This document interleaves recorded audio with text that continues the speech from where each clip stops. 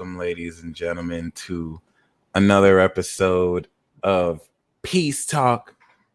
My yours truly, the Peace Dealer. 160 episodes in this thing. Shout out to those of y'all who've been rocking with me. The moon is 25 degrees Gemini, and I have quite the angelic guest, which is kind of interesting. Like, this is also a peace talk we postponed, but it ended up working out at just the right time on this full moon. So I really think you guys are going to enjoy this. Disclaimer, this is two Geminis, so just be prepared. There's going to be a lot of information, a lot of truth. Yeah, whether you're watching this live or whether you're watching the replay, shout out to Baby Cat in the chat. Shout out to Jaja and Taylor Williams that have joined the membership.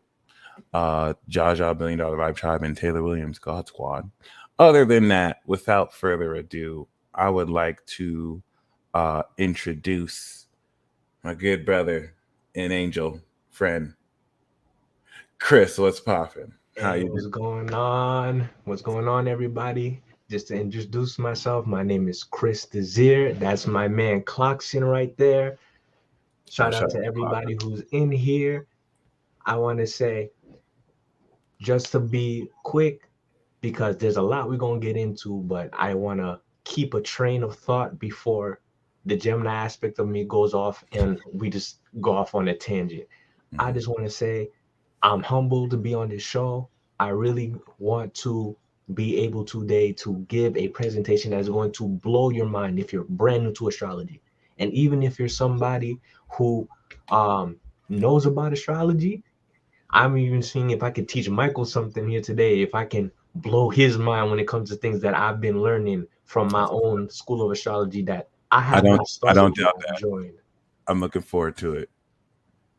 That's most definitely. Where you at? Where you hailing from? I live in Queens, New York. If you know anything about Queens, I live right near Run DMC Ave. I'm like a couple blocks away from where Run DMC used to do the hip hop group from the 70s, Hollis, that area. So there's a lot of culture in the hip hop scene, black music. I grew up in the area around where Nas, Nicki, all of these people who are big industry players in the music genre right now currently live. I'm around that area. So it's like I've always felt like I had some, like a chip on my shoulder, like something I had to live up to in terms of, being from New York. There's kind of a pride, tribal thing for me. Are you from New York? Yeah. Okay. My parents are from Haiti. Oh, nice. Okay. I'm from New York. So you were born in New York? So it's kind of like the Superman effect where you're from you're an alien to a country, and then you're born and raised over here. So, and for anyone who may ask, I am a Pluto and Sagittarian, which means you're Pluto Sag? I am very young. Don't let the beard fool you. That was good. So this is all right, guys. Get ready. The new generation angels, Pluto Sag Geminis didn't come to play. Like, I have a lot to ask you about that because, and I don't think I've really got to pick one of y'all brains. So this is gonna be fun. My parents are from Nigeria, and I was born in Phoenix, Arizona. But at like 1-ish, we moved to Queens, and from 1 to 4, I lived in Queens. My second Scorpio-born sister in '92 was born in Jamaica. No, she was born in Harlem, and then my Cancer-born '94 sister, born the same day as 50 Cent, was born in Jamaica, Queens, where 50 Cent was born. Yeah, and then we moved to New Jersey, and we lived down the street from Naughty by Nature. I don't remember, but like, I didn't know you were from Queens, fam. That's awesome, bro. New York. I remember I had a Lyft ride from someone from New York, and I told him that. I was like, oh yeah, I used to live in Queens, for 4 years, if that counts. And he quickly said, that don't count. And I was like, what? What? And he said nothing. I was like, damn it. I wanted to be able to, be like, yeah, I'm from New York. You know what I'm saying? What's up, B? Hey, if you ever pull up to any part of New York, especially Queens, you from here. You got my blessing. You got unlocked. It's cool. I'm from New Jersey. I grew up in Jersey after that. Shout out to Jersey, you know what I'm saying? But I thank you for giving me your blessing because I'm trans Brooklyn. I'm a Brooklyn boy on the inside. You know what I mean? No, I'm just joking. Maybe not. Nah. I'd just be so jealous of the New York accent. That's one of the accents I wish I could just like. Does it come out for me? Because sometimes people say I have an accent, sometimes they say I don't, so I A really New don't York know. accent? Yeah. Oh, that's wild. Well, probably when you're talking to other New Yorkers, I could I probably. mean, like we getting sturdy. It depends how you move, what part you from. It's like here living in New York. It's like a hodgepodge of energy. That's my Pisces rising niece. So I just waved through the Oh, door and it was nice. closed, and she A automatically whole knew. legend. A whole She legend. automatically knew. An ascended master. I Mm. love Pisces rising. Yes, we friendly to anyone who joins us. We a nice tribe out here. All right. So yeah, bro. It's nice to know you're out there. It's nice to know you're Pluto Sagittarius. For those who aren't aware, what's your sun, moon, and rising? Okay, I am a Gemini sun.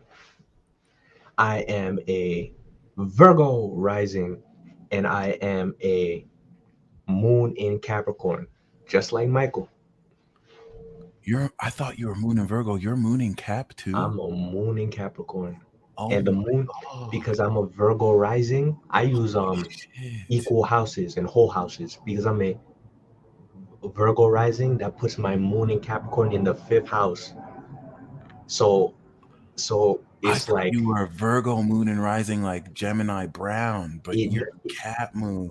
it exudes through my body. And my sun, think about it this way. Virgo rising puts my sun in the 10th. So I have Capricorn though as my fifth house ruler, and I have my sun in the 10th house, which is also ruled by Capricorn. I have the sun and the moon ruled by Capricorn all around.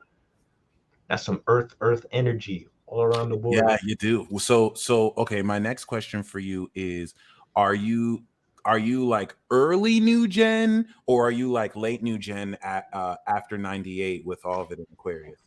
2000. Oh my god. So you have Saturn in Gemini I have sat. I or have Taurus? Saturn. Saturn in Taurus. I have. Listen. I'm about to tell you. I was born on the Jupiter and Saturn conjunction in Taurus off 6 days. You have Jupiter and Saturn in Taurus. I was born the 2021 Jupiter and Saturn conjunction. I was born 20 years before that on the last Jupiter Saturn conjunction. All right, ladies and gentlemen, we're gonna cut this peace talk short. It's regrettable. You know what I'm saying? I'm good. Yeah, I'm sorry we're gonna have to do this. Peace, man. I should have looked at your chart before we started. All right. Yeah, that's damn. That's holy shit. Good shit. I'm so glad that the guest we had before too was also Pluto Sag. Like y'all give me so much hope. I really I you know I'm a anime head. So like or just really a story head like even if it's live action and it's kind of like I see Pluto Sagittarius, Cap and Aqua and Pisces. If you look at the conflict of everything that's happening in the world and how everyone's losing hope, I don't think a lot of people know it's y'all that's going to completely take over, kick ass, like with the help of Pluto Scorpio and Pluto Libra, just the way you know Jiraiya and Tsunade helped Naruto. You know Bro, what I'm saying? y'all are Pluto in literally Pluto in Scorpio. That happens once every 248 years, bro. Y'all, I will never see your kind again for Hold another on, hold 248 on. I years. can do that. I can do that too. You guys are Uranus in Aquarius. That'll Okay, never happen in okay. 65 years. And it doesn't matter if it's not as long. That shit is so advanced. That's why I have to pick your brain, bro, because you as a Capricorn moon especially, I feel like and then you're 2000. So you and I are actually more in common than we think in that I have Uranus and I have Neptune on my moon in Capricorn, and you have Uranus and Neptune in Aquarius. So yeah, it's not on your moon, but I've always felt like growing up, I never really connected with my Taurus and Capricorn energy because I was always in my head as a Gemini. And so my body would be like, yo, dumb motherfucker, like, don't trust this person, don't trust this person. And the Gemini's like, but that's mean. I don't want to do everybody in the that. chat, we're about to go off for the next like 15-20 minutes talking on this alone. We're gonna go into story mode. Okay, keep going, keep talking, talk, bro, yes. Keep talking. I need to hear your full story so I can shoot it back at you. It took me 30 years to understand that Neptune in Capricorn is an old angry asshole. Granted, it's because of me, because I don't listen to it. You know what I'm saying? And like in learning to listen to it, I realized, oh, because my mind moves so fast, I literally have to, through meditation, which I never want to do, slow down the vibration of my mind to be in tune with my body. So, and I'm learning to do that now post Saturn return, right? And being in a position to realistically be in sync with it, which I'm still learning to do every day. And so what I learned in reading people like you, I was like, yo, Geminis of this generation don't have this issue because y'all have the sun trine Neptune and Uranus. So your intuition is probably just like, you probably just know at the moment. And before you go in, please confirm this for me. I always had the theory that with me having it in Capricorn, it's the greatest. I'm not going to front. Anything that anybody does, although they have to do it, cardinal sign, anything that anybody does, I will just gain all sorts of psychic information. I'm not the only one with this kind of ability. A lot of people in the 90s with this have their own version, but it's like I gain insight into the integrity of their character. Somebody didn't open the door for me and looked at me weird, even though it's my own apartment. And I was like, I can't trust that person. He didn't do something that simple. Very basic, right? Versus the Aquarius, I feel like they don't have to do anything you already know beforehand. So that's all I want to say for now. Like, I have to pick your brain. I'm looking at the timer right now. It is 12:51. The end of this rant is about to be exactly like 37:54. And then we're gonna start talking about the next question. So let's go in. Oh God, here we go. You talking about integrity and just knowing. When I say y'all is the GOAT, bro, what you're literally doing right now. You're just in your house, chilling, doing what you love, and just doing astrology. Do you know how hard that is for me to do? Like when I say y'all in that generation, do you know how hard it is for me to literally just be able to sit here and pay attention for 5 seconds? Like the entire presentation I sent you, that's only 30 pages long. Do you know it took me like 12 hours straight? I was up for like 12 hours just for 2 pages, bro. No way. Because this is literally me. All right. And I get up, I walk out the room for like I walk out the room. Gemini, yes. I walk out the room. My mom is like, are you okay? My mom's a Cancer. She's like, are you okay? Like, why do you keep walking? I'm just like, my brain just keeps moving. Gemini be like, the audacity for you to make me focus for more than 10 seconds. Get the fuck out of here. I'm about to do some shit I don't even need to do. Like, yeah. I just be walking. I'm not done yet. You gotta let me go. You gotta let me spin. Let me talk. Look, and it's like, bro, I grew up sheltered. Like when you talk about helicopter parents, that was me. I'm a helicopter parent kid. I wasn't allowed to be on the streets. I wasn't allowed to really go outside, hang out like that. I can count the number of friends I have because I got my moon in Capricorn. I can count the number of friends, and with my Neptune, in a trine to my sun in Capricorn, you know what that literally Wait. Is your Neptune in Aquarius or Capricorn? My Neptune is 6 degrees Aquarius. Trine my sun. Okay, I said it wrong. I know what I said it wrong. Gemini. Okay, gotcha. Trine my sun in Gemini in the 10th because I like to use the houses for me. That's wild. That's crazy. And guess what? I'm about to say right now. It's conjunct the MC. Right. Your sun's conjunct the MC. Literally conjunct the MC straight. So you're a public figure. That's amazing. Angel King. An- That's like No, it's not Angel King. The Lord.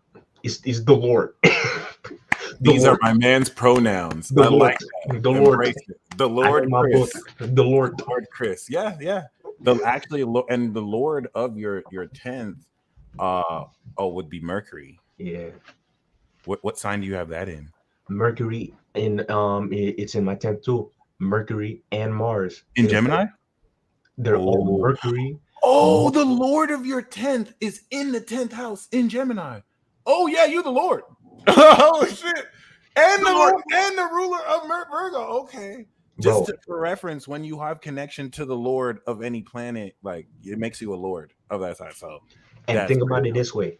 What sign did I tell you? I have Pluto in Sagittarius.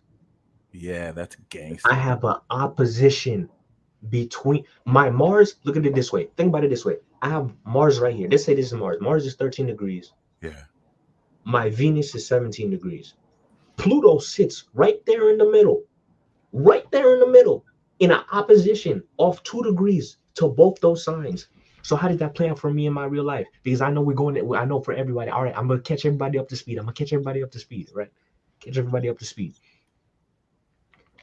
How does this manifest for me in my life compared to like older generations? Because I was a kid, you know, trapped on the inside. Pluto in I the got fourth is the 10th. predictive programming put into my brain on a Yeah. mass scale. Yeah. Before, I'm the generation who grew up with the sidekick. Like that was the new thing to me. I remember the sidekick. I didn't grow up with the You're born phone. 2000. 2000. I'm a Y2K baby. Think North about it Node, that way. North Node Leo. Cancer. Oh, so it was right after it left Leo. I'm Right. 1990, so that's why I'm just like, wow. So it's like I've never seen a pager.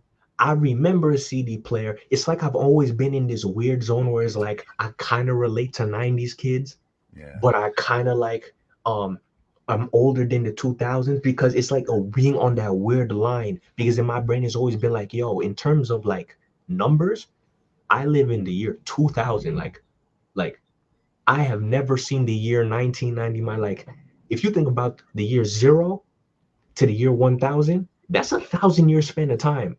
Like y'all, like the 99 babies, literally, they're the end of an era of 1,000 years. I Seriously. am the start. I represent the start of an entire 1,000 year freaking thingamabob. And to really add on that, that's why I marvel at y'all generation because y'all literally have Saturn and Aries and Taurus. It's like literally beginning that new karmic cycle with Uranus and Aquarius. It's mind-boggling shit, brother. And you have an aspect that I it's one of the most challenging aspects in astrology. I want to do a documentary on. Um, Chris Brown has it. Candace Owens has it. DJ Academics has it. These are figures in our society that are extremely respected or hated, no in between. And they all have Pluto opposite the sun. Yep. So have you noticed that people just OD play contrarian to everything you say, even if they agree with what you say, they just have to like disagree with you for some reason. Listen, bro, I got you right now. Because you are because your Taurus rising right now is screaming at my Virgo, be like, yo, be perfect. Tell them how that shit really is. Tell them how that shit really is. I'm like, I got you. I got you. I hear you. I hear you. I hear you. Don't worry. All right, I have to let out Mr. Perfect now. I'm sorry.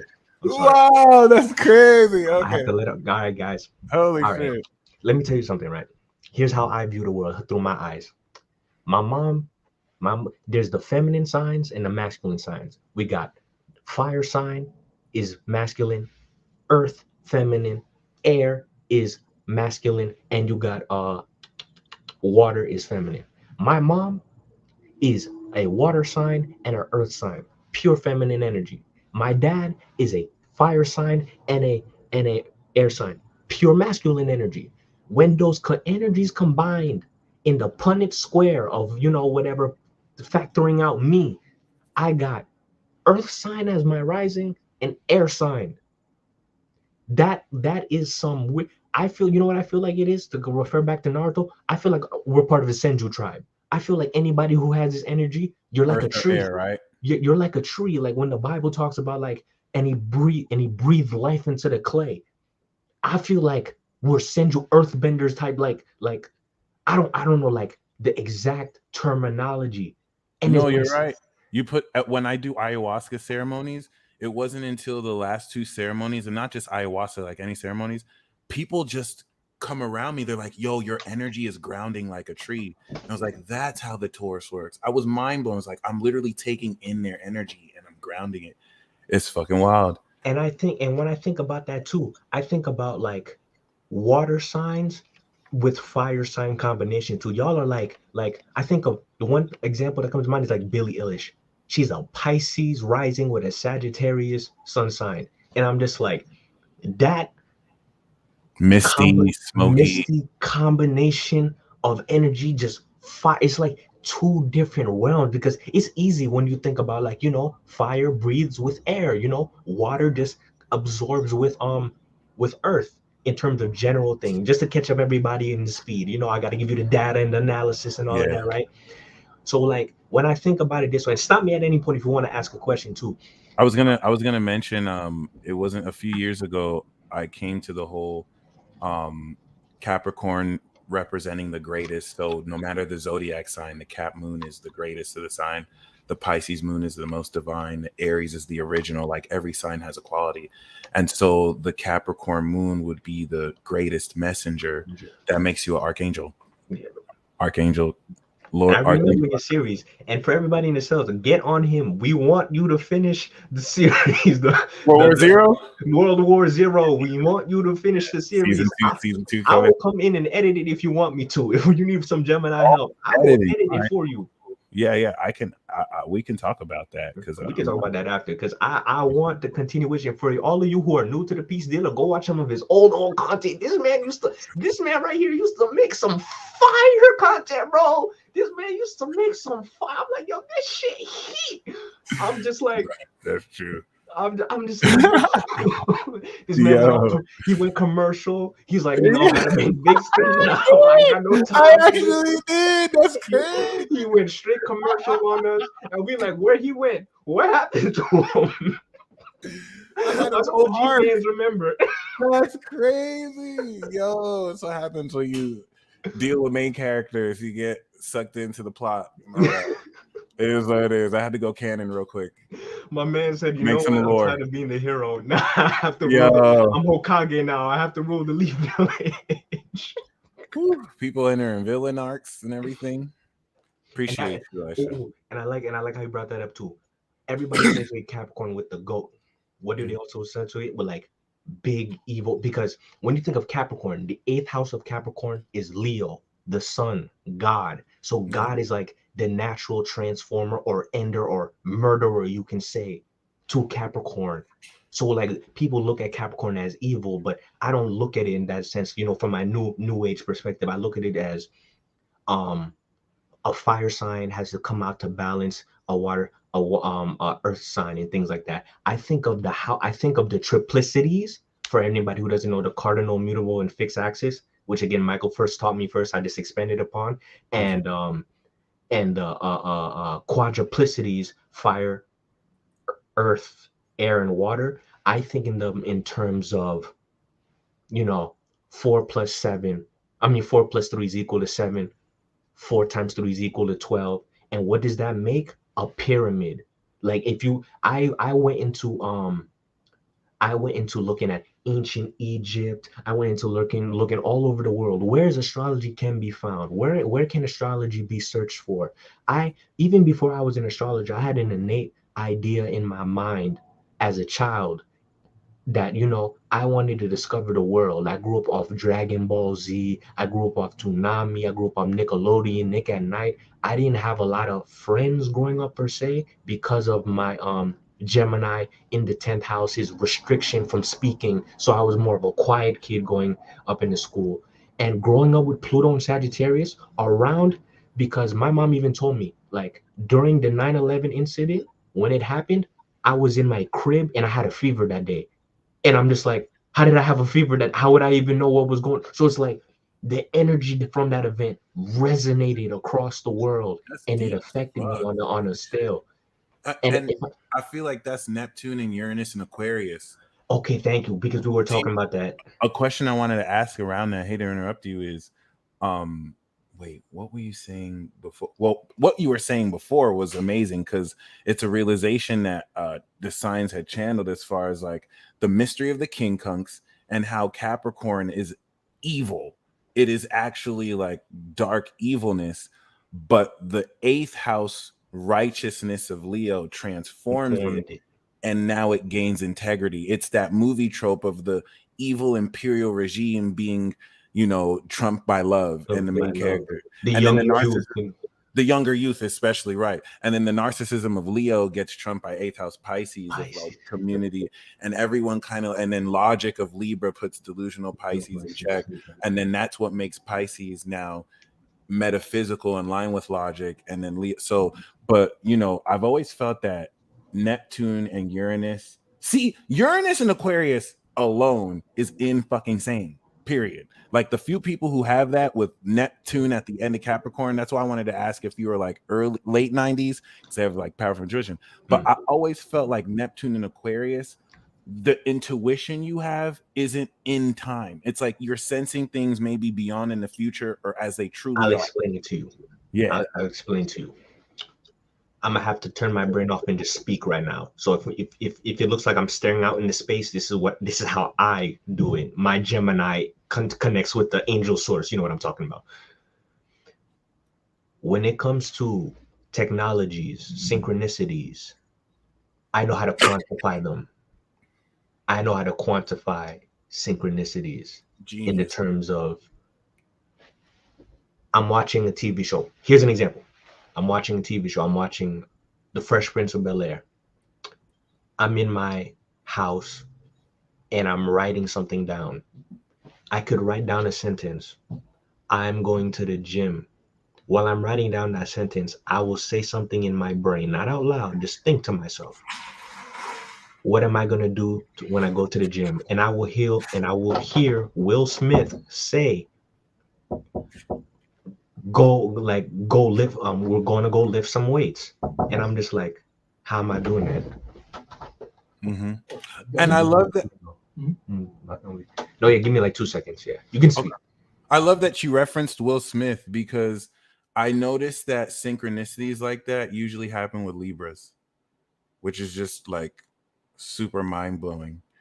And I think what he's beginning to talk about in the way he's able to like break it down is really genius. Uranus and Neptune is his extra dimensional discernment of these connective mental causal aspects that create these supernatural experiences, because this just what he's saying happens to me, happens to you, but the way in which you're describing it, Chris, is utterly mind-blowing. And once again, I think Libras stimulate these experiences a lot. It's not really just dependent on Libras, but yeah, it's just, I love what you're saying. It's interesting. And I love how you say that too, to bring that back in, because what people think is just be like, when you have your sun sign, for example, in Libra, your sun sign in Libra is the equivalent of having Venus in the fifth house or having Venus in Leo. Like, people got to think of it this way. Like, if I'm an Aries sun sign and somebody has Mars in their first house, that, how can you really distinguish, how could you really tell the difference? If the first sign of the zodiac is Aries, then the second sign is Taurus. We know Mars rules Aries, and Venus rules Taurus. So what happens if you have Venus in Mars's place and Mars in Venus's place? Mars in I said that wrong. What happens if you have Venus in Aries and you have Mars in Taurus? Wouldn't that mean the exact same? Like, how would you read that differently? That's why, for everybody who's new, when they say you are not just your sun sign, Right. you're a human, and humans have it's like we have so many different ways to interpret the chart, and so many different characteristics can be put on a person. we just love to, because it's the easiest, to speak on the big three. And that's what like we love to do. And it's like once you get into astrology, you start to learn, or you start to understand why when somebody says, "Oh, I'm a Leo and I don't do da da da da da." Well, that's because you have Saturn on on your sun, so maybe that's And why. that's because you're not a Leo. Or you're not a Leo in the Yeah, first you're not a place. Leo. You are not a zodiac sign Yeah. Oh or yeah, a you are human. constellation. Oh, unless you had like Leo, Sun, Moon, Rising, Venus, Mars in your first house, I'd be like, oh, you are Leo. And that would still be a joke, right? But shout out to Ruby. But yeah, I'm kind of jealous. You look like you eating some good pizza. But yeah, bro, there's definitely a lot more I would like to pick your brain on, and definitely going to be collaborating more with you. So it's nice to see you coming of age and contributing your talents here on the stage. Someone mentioned the 10th house in Gemini restricting speech, and I kind of eyebrow raised because I didn't think it applied to everyone like that. But is it the Saturnian influence of the 10th that does restrict it? Because Very you're good more question. cautious of like what people think about what you say. Very good question. Because for everybody in here, I have done my research, and I told Michael this before we started that I found a school of astrology under a veteran astrologer, because I've personally, and this is why I wanted to come on the Peace Talk with him. I've found a school of astrology that lets you apply the chart to more than than most current day astrology allows you to do. Mm. Like, have you heard of horary before? Oh my God, that's the one thing I want to learn so that I can in Vegas do sports bets and then shit on everybody. So, Have, yeah, give yeah, the money to charity. yeah, right. Imagine that, but on 10. Like, imagine that, but Money? on on on a foreign substance that you take in your body that gives you a flash of dopamine. Let me say it that way.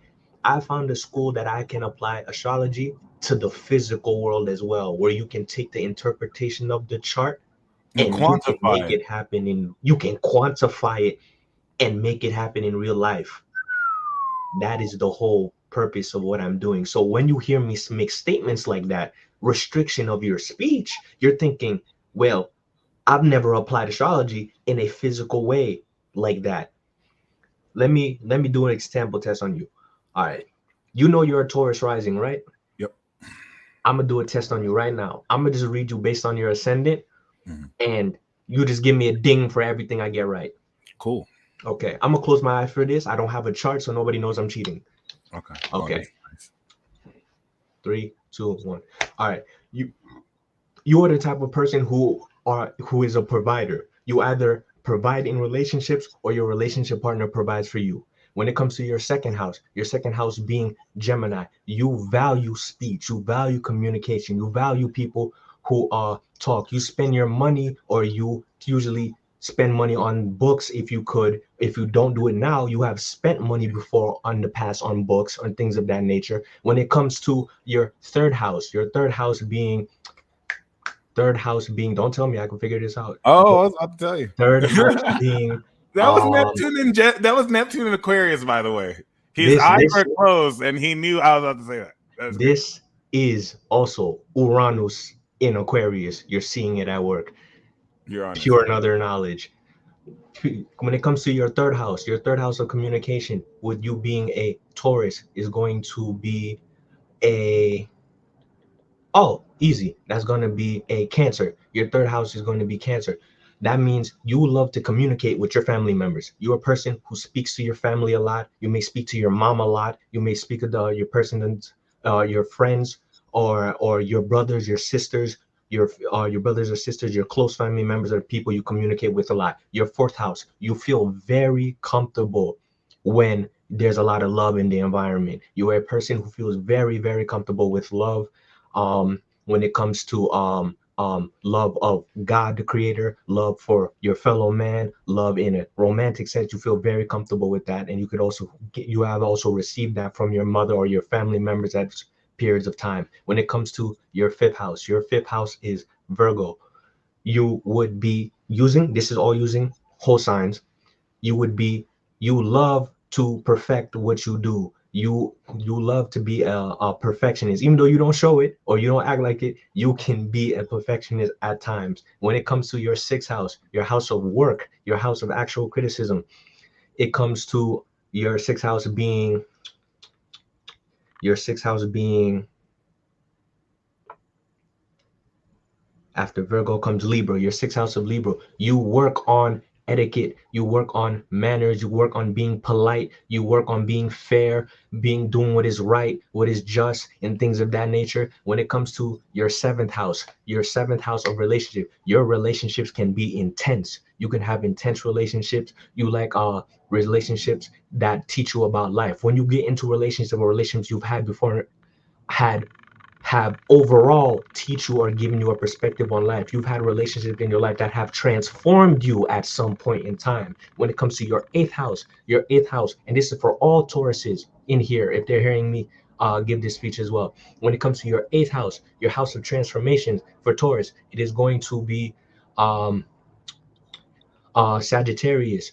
When it comes to Sagittarius, if you ever had a Sagittarius in your life, like me or somebody who was born with Pluto in Pluto in Sagittarius, your eighth house is Sagittarius. This is something that you're hearing that is transforming your view on astrology and what astrology I can didn't think do. about that for that generation. That's all in my eighth house. Yeah, that's When it crazy. comes to your ninth house, when you got four more, when it comes to your ninth house, you find happiness from integrity. You find happiness when it comes to control. When you can control where you travel, when you know where you're gonna do, you feel secure.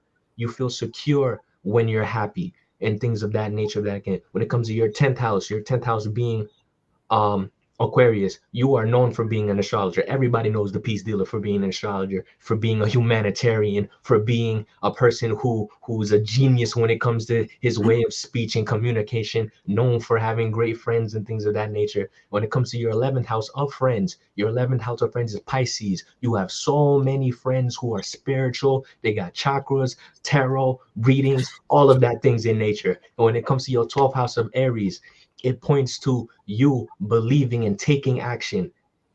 Aradu. All right, I'm not gonna lie. So in a true sense, um, like you said, for like all Taurus risings, I feel like it was a good templated, like touching on each point. It was pretty vague for the most part. You did touch on certain things that in truth were real, and I appreciate it because then of course, as you know, which when you look at the actual chart and then you see the planets and the rulers and you see how it's real. So like for example, when you said about the third house Cancer, about how I'm really expressive towards my family and I really talk to my mom, yeah, I feel that way, but my moon's in Cap opposite that. Mhm. So I I don't really talk to anyone in my family, but I talked to my mom yesterday.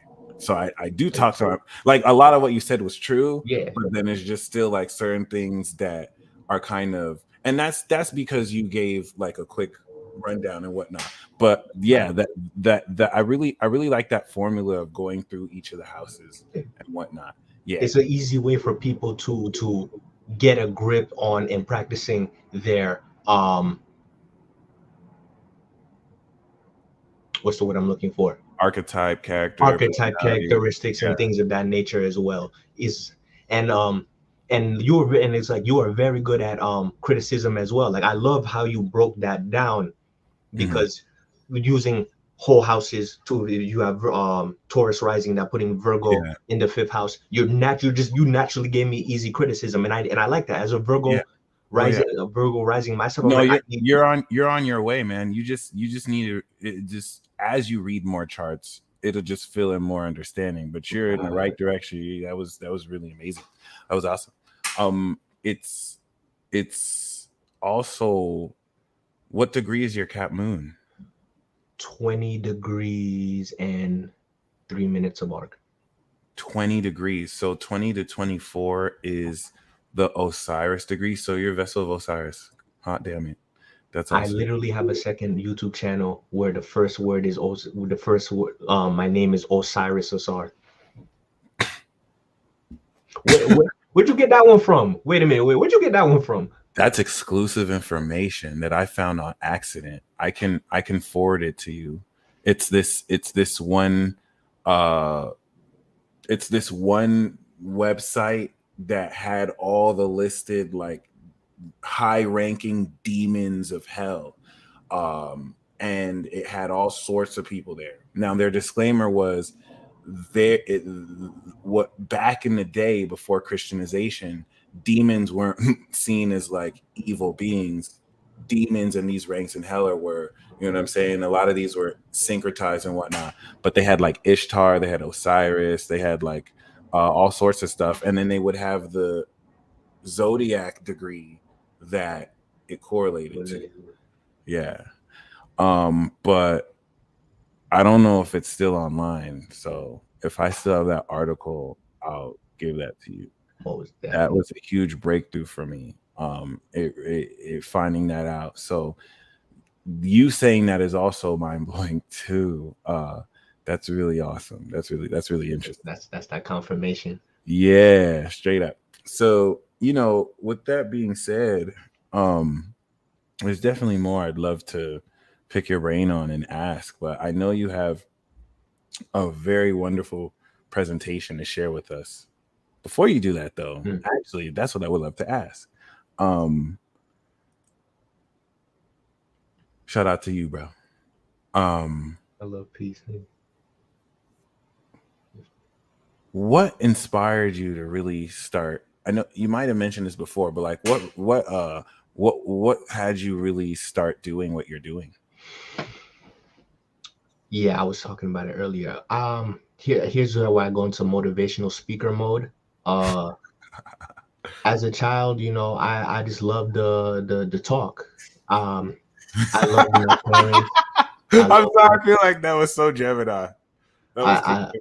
I I love my parents. I love my community. I love everything about living in Queens. I was a generally happy kid, but I couldn't find the bad in people. Like when it came to going to school, growing up in the early or the latter half of Pluto in Sagittarius before it ingressed into Capricorn. I mean, before it ingressed into Capricorn in '08.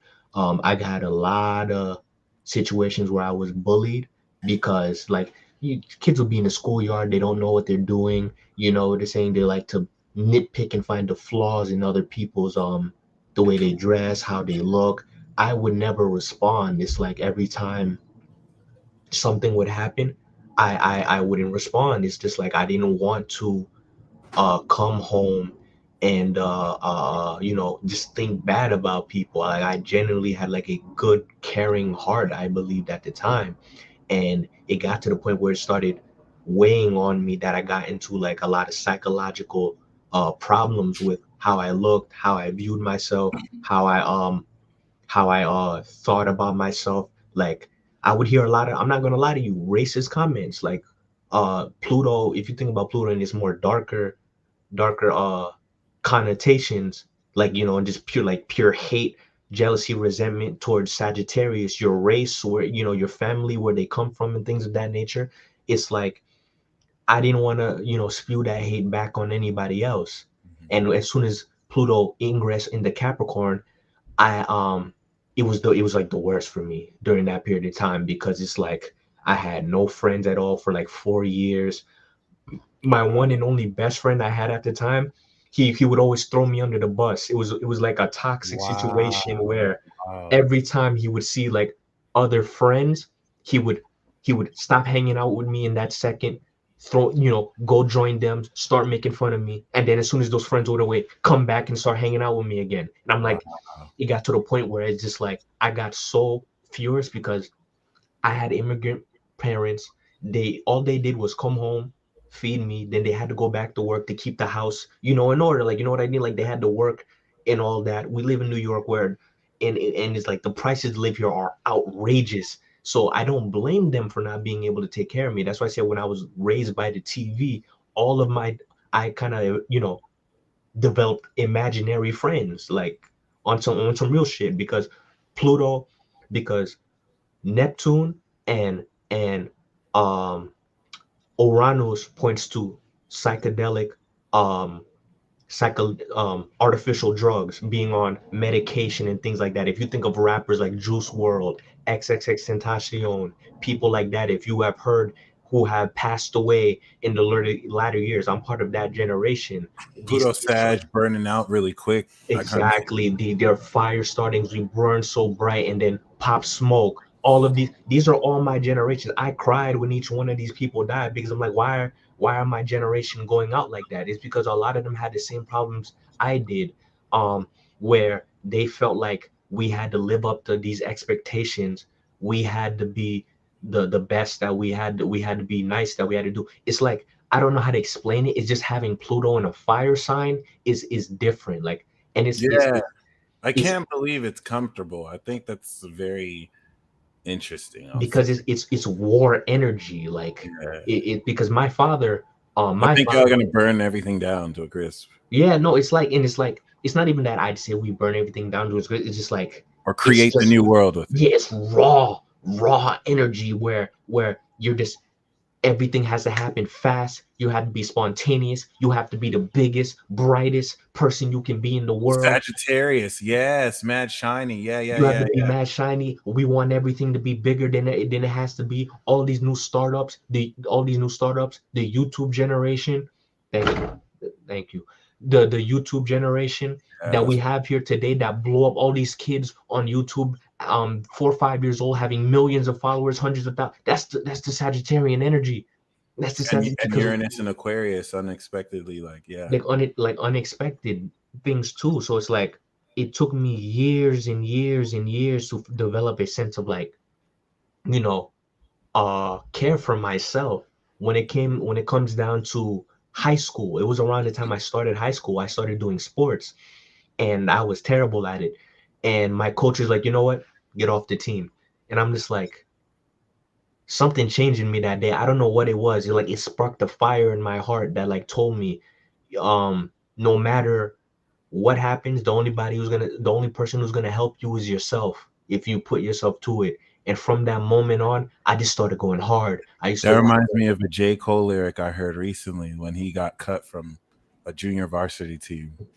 Yeah, and that's I'm glad you said that too. That's like the Michael Jordan code. Oh, he got kicked off his high school team, and then he became the best player in the world. And he happens to be, I think it's a Sagittarius sun, Aquarius rising, or one or the other. Aquarius Sun, yeah, Yeah, Aquarius rising, Aquarius Sun. yeah, If you're Aquarius talking sun. Michael Jordan, yeah, Yeah. So I'm that's just like, my entire generation, or at least the one that was born closer to when I was born, had that type of energy, mhm. and that's why it's like, I just, from that point on, I'm just like, I'm gonna be the best version of myself. I'm gonna do everything that I need to do to become the way I want to do, because I refuse to believe that you had to make fun of somebody, you had to put somebody down. All I Yeah, wanted to preach was positive, blessed energy. yeah, So I come from a religious background. All of this is going to be talked about in the actual lecture. All of right, this is right, going to be talked about in the actual lecture. right. But I come from a religious background, so I'm just like, when I had problems, I would just take it up with God. I would just always ask God, put me on the right path. Just give me a little sign. I don't want to be living in this painful Capricorn energy, because my life is surrounded, and restricted by Capricorn. Yeah, Because I know Capricorn can be pain, it can be delays, it could be brutal energy, it could be evil energy, but at the same time, it's like pressure will form a diamond. So it's like, I took all that pressure, and I just got used to it, got used to it, got used to it, got used to it, got used to it. And I'm like, you know what? I can do this. I can do this. And it's like, every time the spirit or the Lord, I just like called out to them, it's like the energy, the frequencies started talking to me. Like I just like, even to this day, it's like, I can I can just, it's hard to explain. It's just like, I could just be talking to you right now, and I could just hear a conversation in the background, like background noise. It's like my brain has okay, got it. word. Your brain never forgets anything that you learn. As in, even though you consciously may forget something, in your subconscious mind, your brain is like a computer. You the fractals of light that shoot out your eyes to capture an image that reflects in your retinas, send it straight to the back of your brain, which means like a computer, you're searching the internet, you're always downloading something and you're sending it to the hard drive in the back of your brain. It's And your not in the DNA front is where like you a can, USB. yeah, it's not in the front, your frontal lobe where you process things. It's in the back of your brain. Word. It's in the back. So since I knew this, I kind of like started reading books like here, I got some right here. Like if people want Think and Grow Rich, um um How to Talk to Anyone. I just have like I have books. Like I have all these motivational help books that I would read and that just helped me master here's and because I'm a Virgo, there's another book I like, Atomic Habits. It's like I would go through all of these things to learn how to master my mind. Being a Gemini, I'm just like I need to master my mind to master my body. And like if you master your mind, you can master your body. Your body's going to affect the environment. When the environment is now the way you want it to be, it's going to come back around and tell you, oh, I like the place I wanted to be. I just have that energy was just like the world isn't the way I want it to be. Fine, I'm gonna change the world. I'm gonna change the world. If the world is the way I want it to be, I'm gonna change the world around me. And it's like I would come back and like the energy. Here's what happened. I was in high school and there was a friend of mine, and the friend of mine said, or told me, no, there was a friend of mine. We were in science class. You ever went into science class and they had that like big electric ball thing and you touch it and it's supposed to shock you? Yeah, yeah. So we had Religiously. the teacher had the entire class hold hands, and I was the kid standing next to the ball. And it's like every time I touched the ball, the electric shark would go across the room, and everybody else in the room, everybody else in my class would be like, "Oh my God, it hurts, it hurts! Oh my God, please stop!" I just had my hand on the ball, like this is pretty cool. Like I like how it's making my hair stand up. I'm like, yo, this is fire. I Holy just like shit, that's wild. it always excited me. Like I've always been a nerdy kid, highly intelligent kid, dorky kid. I grew up with anime, liking things like that. And it's like because I'm a Virgo rising, I just keep it real to myself. I just keep it real. I'm just able to keep it real. And if like I've always loved like, divine numbers, ratios, things of that nature. But when it came to school, I sucked at math. Like I sucked at math. And I'm like, there's no No reason to way. learn math. No way. Yeah, I'm like there's no reason to learn math because I hated school too. That's also another thing. Pluto and Sagittarius. I hated school. Hated school. Hated school. I'm just like there's no point in being here. We can learn all of this on our own. They're not teaching us the curriculum the right way anyways. How come or here's a little rant. Here's a little side rant. How come the one thing you don't learn in public, all right, everybody in America or wherever you live in the world, you need to pay taxes. If you're a legal citizen, right? You need to pay taxes. You need to own an apartment or own a housing complex, and what else? And you must be a functioning member of society. How come all of these things are electives, are not main classes that you learn how to take? And in some schools, you don't learn how to do any of these things at all, but you're forced to learn um, earth science. You're forced to learn trigonometry. You're forced to learn all of these things. But the main things required to sustain a society, we don't learn as the first primary things in school. Oh, Like I got a because 98 in my public speaking class because I would just go on rants like this. it's I'm just state funded and it's state funded and basically they're slave class, so they're not going to teach the slave like, class how to unless you pay extra money. mhm. Then maybe you can find some private collegiate institution that you can pay overpriced amount of dollars to take advantage of their resource. But yeah, um, I really appreciate you being 22 and me being 32. I don't know if this applies to you, but you know, one thing of me going through my 20s, because I feel like you're right at the place where I was when I was making the World War Zero videos and coming into these epiphanies like, oh my gosh, like this is amazing discovery. And I feel like one thing that I was, which I still am, but one thing that I was a lot then more was impatient, and you know what I'm saying, and feeling like I need to know more than I do, feeling like I need to have all the answers, feeling like I need to do something like that Cap Moon need to have this kind of success. And it wasn't until my Saturn return that I realized, oh, this is what I was waiting for. Like that was when everything came together.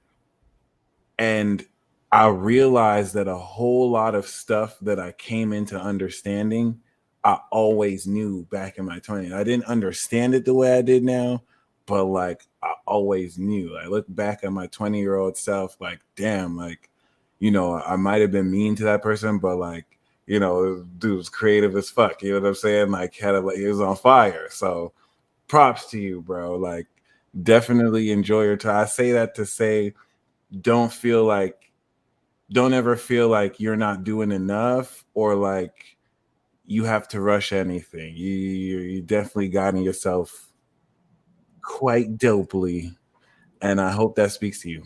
Dang, bro, you just like literally that's the Gemini connection. This entire the last 5 seconds you just said, I figured out over the past 2 months. I'm just like, bro, like I'm just like it's just Time it's travel. annoying at this point. It's annoying at this point. That's what I'm saying. You Capricorns just be doing the most. I'm just like, why? Yeah. Whew. Straight up. That's wild. And I'm just like, yeah. And it's like, so fast forward, there was a kid in my class and he was just like, oh, I found out this website. It was talking about this thing like astrology. And at this time I was in the INFPJs and Myers-Briggs tests and all of that stuff. So it's like, oh, I found this one website. It was something about astrology. And you know, the website told me everything about myself, but you know, that doesn't mean anything. And I'm like, what? What? How? What? And I'm just like, I didn't think nothing of it. I'm like, whatever. And then I come back. I come back into college. I come back into college, and then I hear somebody else talking about this astrology thing, and I'm just like, oh, let me look up my birth chart. And it's like it spiraled from there. It just spiraled from there, and then sooner or later, I found the LK. I found Leo. I have problems with him myself too. And then I found from him, I found you. I started watching your World War Zero videos, and from there is like that entire 2021 period. I found other people too, like Dale. Yeah. Okay, I'm gonna get into that. Thank you, Shireen June. I'm literally gonna get into that, literally. And it's like it wasn't until like about I'd say the latter half of 2021. Where exactly? What ingress was it? I'd say Jupiter was about I'd say 27, 28 degrees. It was about December. Where I decided I found another astrologer in the school. His name is Ra Aku. He's a I heard of 50 or cosmophysics. cosmophysics. Word. I'm under the school of cosmophysics because the way he was talking about it, and I'm like, whoa, he's talking about concepts I have never heard, like either like Leo, you talking about before. I'm just like, and I remember hearing a good passage in one of the books that I read. Find somebody to teach you who's already 20 years ahead of where you would want to be in your career. So I'm like, all right, let me go study under him. And his course is brutal. It is brutal, brutal, brutal. Beyond the Veil Turret, how she's a Cancer Sun, Scorpio rising.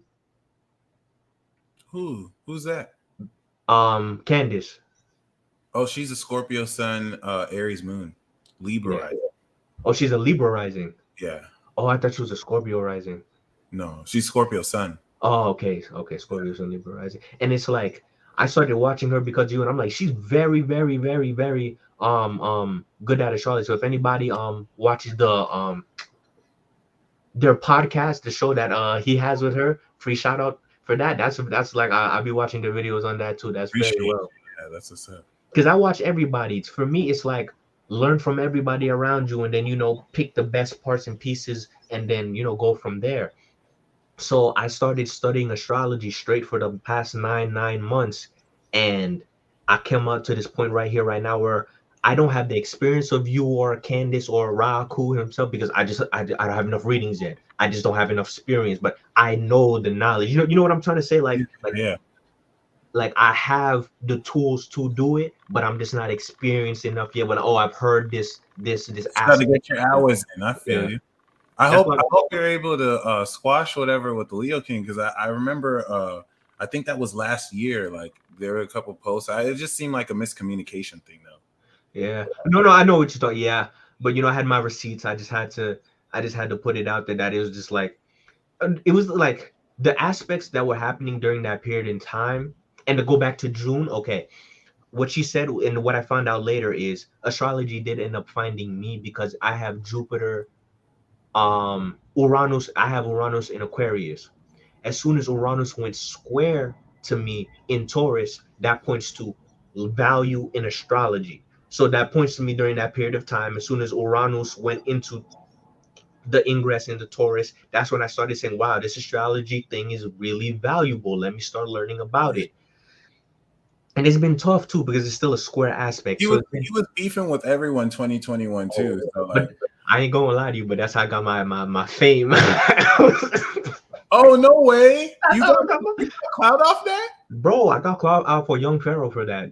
I got called out for Young Oh, Pharaoh. I know Young Pharaoh. You were shouting out Young Pharaoh, but Yeah. I didn't know what happened with Young Pharaoh. Oh, there was a situation where it's a very long story. I rather not for the sake of your channel Oh, spill too much. you're not on good terms with him anymore. Uh, it's a bygones be bygones situation. And because the last memory I have with you and young Pharaoh was you were always showing him love. You were showing him mad love, like over and over and over. So I just assumed y'all were still on good terms. That's crazy. You got clout off that? Bro, because I put in free work. I was tagging him in my videos, and then karma came through. He would just screenshot me, you know screen tagging him in his post. I do free stuff like that too. Like I remember there was a point in time when I was doing that for you too. Like if you remember, I was uh I think around that time too, like I used to like always tag you and Candace every time you were doing a live stream and things like that, because like I genuinely thought you guys were um and still think this too, but I like innovators in your field for like for your age bracket area being in the early 30s. I'm like, y'all are kind of people who are really talking about stuff that really matters, like really matters, not just celebrity things like Ice Spice and things like you talking about real stuff that really matters in the world that's happening here today. Because this was around the 2020, fall of everything. That's when I started watching all of you guys too, because I'm like, oh my god, the world is gonna end. I was Da, da, thinking da, da, about da. that earlier. How young Pharaoh was one of the realest people in 2020, and then of course the 2021 fall off that he went through. You know why? Now What he's happened? He went through a Saturn return. He started Saturn his return. Yeah. I don't think he fell off. I think that was just his Saturn return that had to kind of like rectify stuff. But you know, it is what it is. You thought I was healing you? That's crazy. So yeah, is there a market to talk about this for people mid to late 20s? I feel like people mid to late 20s, you guys are meant to be on some new shit. Like you're not supposed to inherit all this bullshit from the old world. We're supposed to learn about new concepts from y'all. You guys are gonna bring us into the new age. I mean, I'm kind of there too. Let me not. yeah, Uh, because you're like, not old, bro. Like everybody likes to say we're old and old. Like, bro, my dad literally just turned 75 like 2 days ago, bro. damn. You're not old, bro. Like Yeah, that's all. we're not old. Exactly, bro. Like think about that. Think about that for a second. I'm 22, my dad. Think about that. Mm. But it's like, what was I gonna go? Damn, I lost my point. Gemini just be going off. We just be talking. We didn't even start the presentation yet. We just been talking real stuff, bro. This is for Yeah, real. no. Thank everybody in the chat for being here today. I hope I'm entertaining. I really hope I'm entertaining you and giving y'all some great content that you can use. Well, I could pull up the slideshow. Yeah, it'll refresh my memory. We can start it. Beautiful. All right. So yeah, we got a whole PowerPoint presentation for you, and hope you look forward to it. Definitely. Okay, I got a point here. All right. God, the universe, and you. How astrology shows us how to do all. Okay. different interpretations. Now, I pulled these off of Google. This is kind of a collage of old videos I used to put on my channel back around the 2020 era, where I was still cool with everybody and things like that, and I was learning from everybody in the conscious community space. Different interpretations of God. I found this on Google, and then I had to make sure I got the exact definitions. Noun, God. Noun, God with a lowercase g. Plural, gods. Plural noun, the gods. In Christianity and other monotheistic religions, the creator and ruler of the universe and source of all moral authority, the supreme being. And second definition, in certain other religions, a superhuman being or spirit worshipped as having power over nature, human fortunes, a deity, like an example, a moon god. In my interpretation, is both.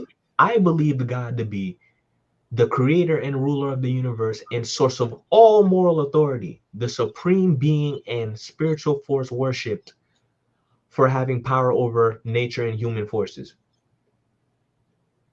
I think everybody could agree with that statement. Yeah, we can go there.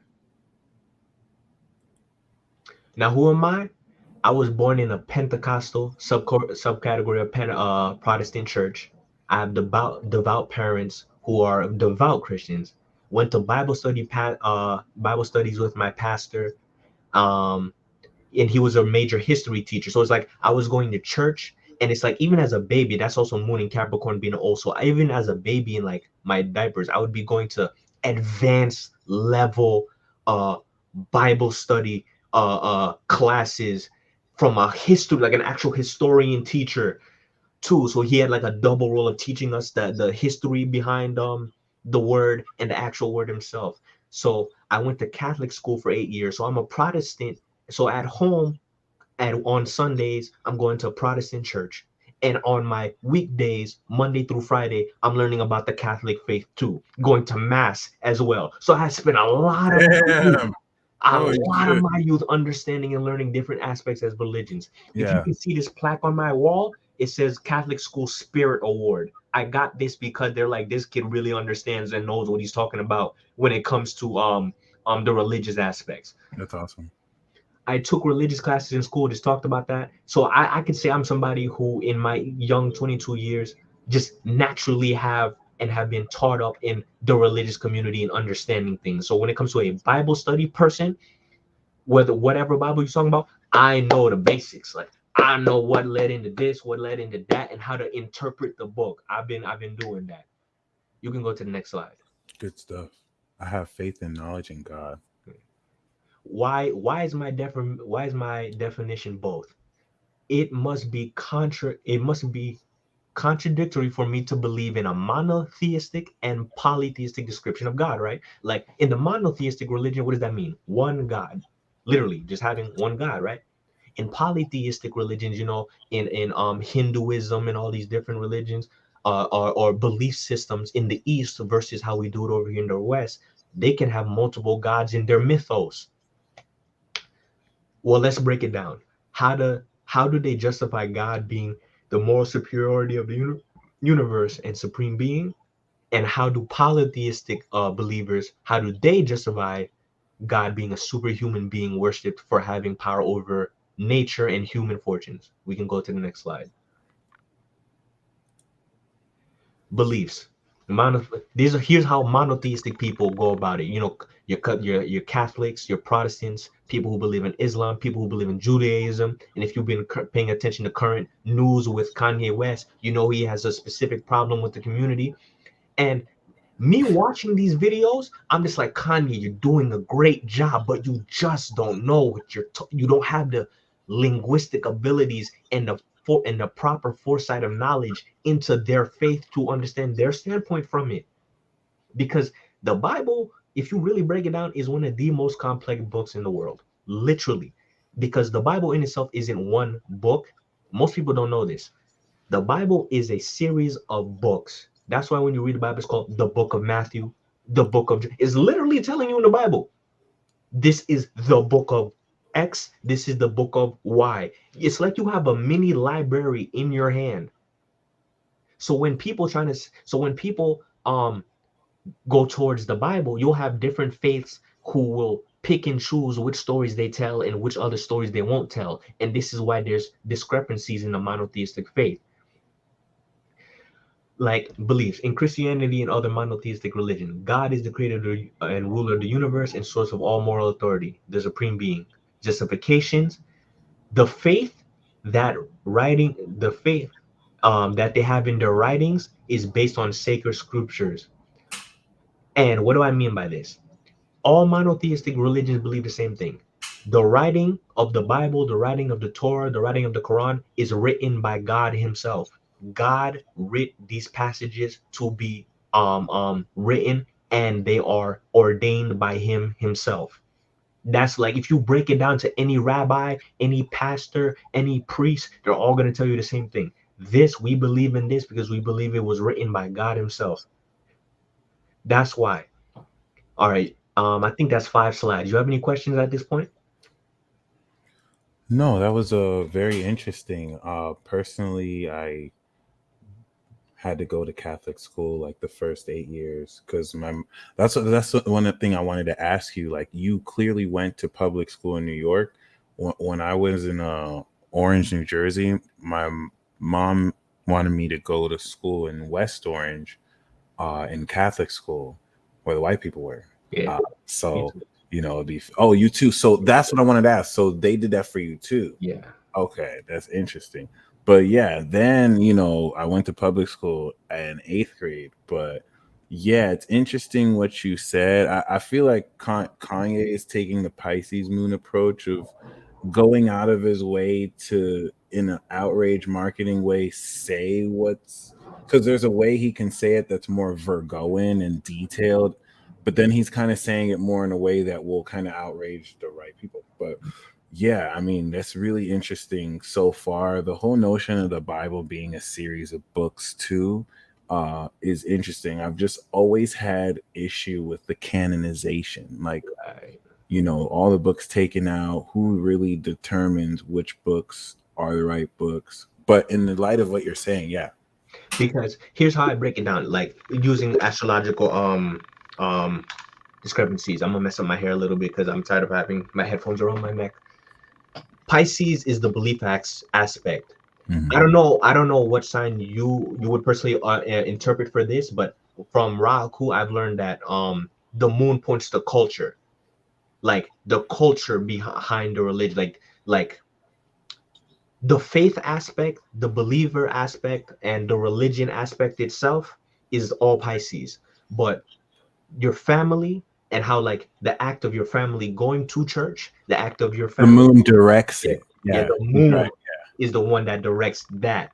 So I've always been able to make the distinction between the actual writing of the Bible, Gemini, and the facts of the Bible, Virgo, from the Piscean aspect of the belief, because we all can admit this. I'm admit this too. When it comes to nobody, I don't think there's one monotheistic believing religion on the face of the planet where everybody continuously preaches and actively acts upon every single book of the Bible. You know what I'm trying to say? Like we all have our different books that we'll always go back to and quote, but there's like some books that you just don't touch because not a lot of people know how to, for example, interpret Revelations. There's not a lot of people who would say we still should be doing the things of Leviticus, for example, and things of that nature, because that's the thing about the Bible, the philosophy aspect of it.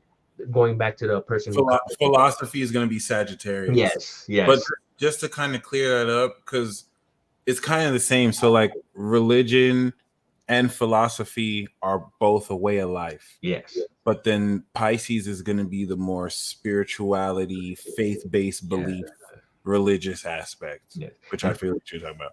And the thank you for clearing that up for me. Yeah. Priest. So that's why, remember what I was talking about. Priest, if you talk to a priest, a rabbi, a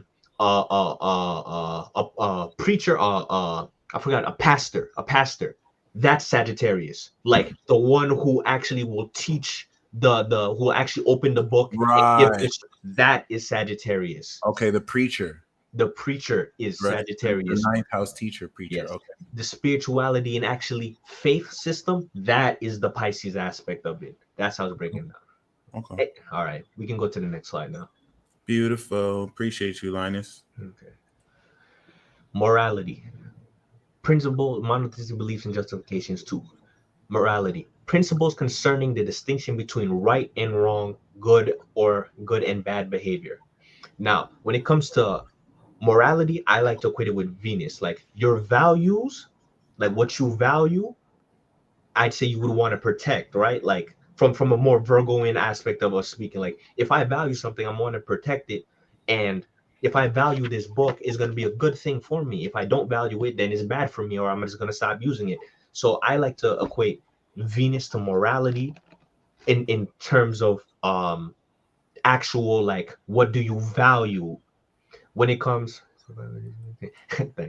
when it comes to good, no, when it comes to consciously knowing this is a good thing and this is a bad thing. Like for example, everybody knows you're not supposed to harm a child because they can't defend themselves. That's like a conscious decision. That's the Jupiter aspect. That's philosophy. Like you as a human know this is where you're reaching a moral line of this is inherently a bad thing and or this is inherently a good thing. I can equate that part to Jupiter. Right and wrong in itself, like like moral, talking about morality in a general context, or what do you value, I consider that to be Venus. Right. Right. Okay, so what I want to jump to now, a particular system, yeah, I'm almost done with this part. A particular system of values and principles of conduct, especially one held by a specific person or society. Yeah, I can agree with that too. All of the currently accepted principles about morality date back to the teaching of these books going back about 6,000 plus years. So the average person who's not in, our community, our space into astrology, who still believes in religions, will all, if you ask again, the preachers, the pastors, the things like that, or even regular people in the congregation, they'll probably say the Bible goes back around 6,000 plus years, somewhere around that line. Whether you're talking about the Abrahamic faiths, the Torah, the Quran, the what is Torah, Quran, or the Bible, they'll all say that the Bible will go back around 6,000 faith. Then you'll have the scientific community saying no, it actually could go back, tens of thousands, if not millions of years. But we're just focusing on the religious aspect of it right now. Every book, video, musical piece, teaching, governing system today uses these scriptures to build, cultivate a thriving individual and society. What do I mean by this? Books like I have in my hand right now. There's not a lesson in this book I have in my hand right now that you can't find in the Bible. There's not a lesson in the book this book I'm holding in my hand right now that you can't find in the Bible. If you're talking about lessons on morality, how to live a good life, guarantee you your favorite play, Shakespeare, your favorite author, your favorite something, Marxist belief systems, whatever, it's in the Bible somewhere. You may not know it, but they had to get it from somewhere, right? We didn't just come up with these things random. It's in the Bible somewhere, and people just forgot where it came from, and we remix stories all the time. You can go to the next slide now. Nice. So you guys may know these books. Jordan Peterson, You Are a Badass, How to Win Friends, Influence People, The Subtle Art of Not Giving a F, Awaken the Giant, Win, Tony Robbins. You have Gandhi over there, his quotes. Marilyn, Charlie Chaplin, even the Constitution. Even the Constitution makes the first half of the Constitution talks about the separation between the church and the state. They all related back to the religious, the mutable aspect of the chart. This is how mutable energy works to affect the world we have here today. Even Bob Lard, One Love, One Heart. These are all things that you can find going back to the books. Everything we have in culture here today, every movie comes back from something we have from these. Now, that's enough about the monotheistic. Now we're going to get to the polytheistic belief system. Polytheistic beliefs and justifications. In polytheistic religions and other belief systems, a superhuman being or spirit worshipped as having one power over nature, human forces, or a deity. Justifications. The faith that writings in their sacred scriptures are true, and they use the systems such as astrology, numerology, cosmology, and other divination. We already know if you walk into if you walk into a regular church here today and you start talking astrology, they're gonna call you a weirdo.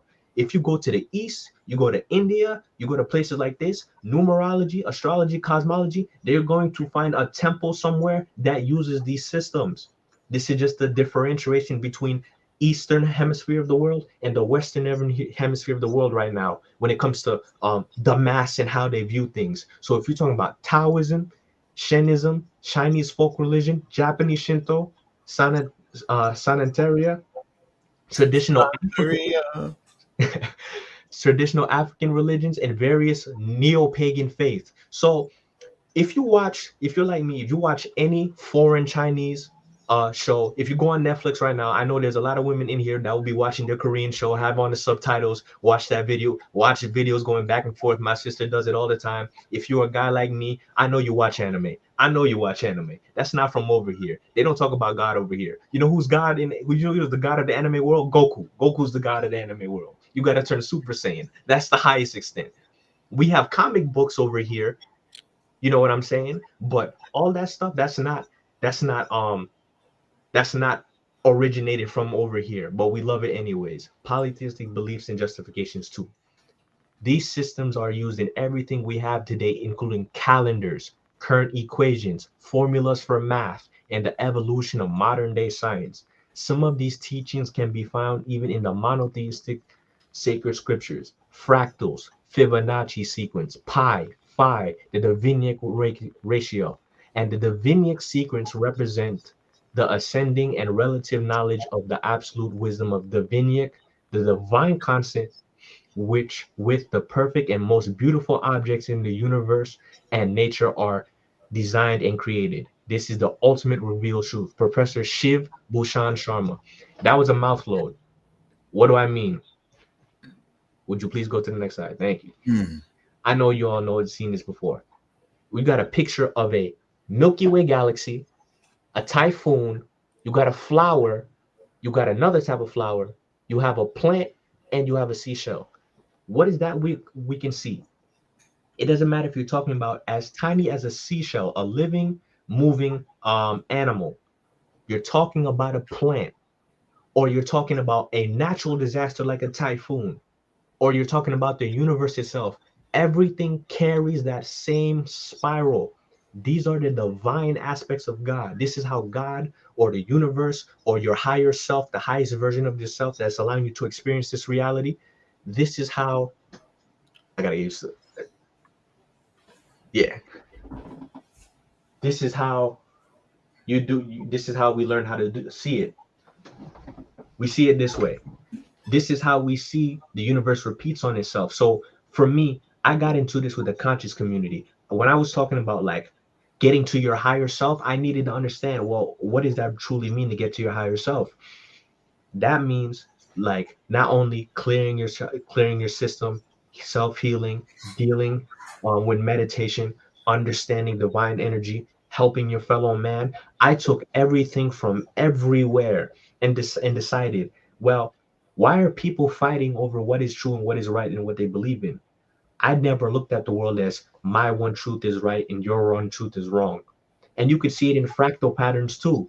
If you look at a tree, if you look at a tree and you see these fractals look like different variations of trees. This tree you see at the bottom left hand corner is a tree you probably see in North America. Other trees in North America, you have palm trees. These are all fractal patterns that you see on a micro scale, that you can see on a macro scale too. So the universe repeats itself.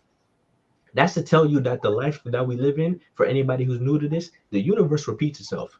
God repeats his creation on a grand scale and a small scale. There was a verse in the Bible where I think God was talking to Abraham. He said, your descendant will number the stars. Well, how did he do that? He literally just made his descendants number the stars by just repeating the same process over and over and over again. This is what I like to do. You can go to the next slide.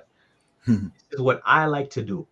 I like to connect the pieces. I never claimed to be the originator of anything.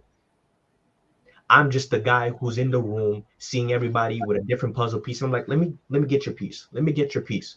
And let me just start connecting the puzzle pieces together until we make a grand picture. Because I believe, this is what I believe, that we can find something that's going to connect us all at the end of the day. We're in the age of Aquarius. This is the age of humanity.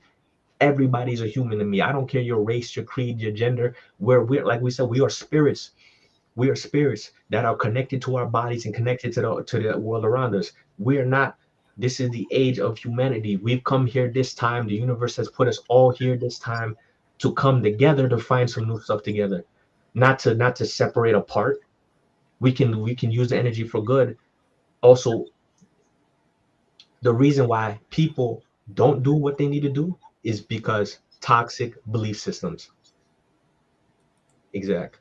Toxic belief systems. People are told and given belief systems since the day they are born.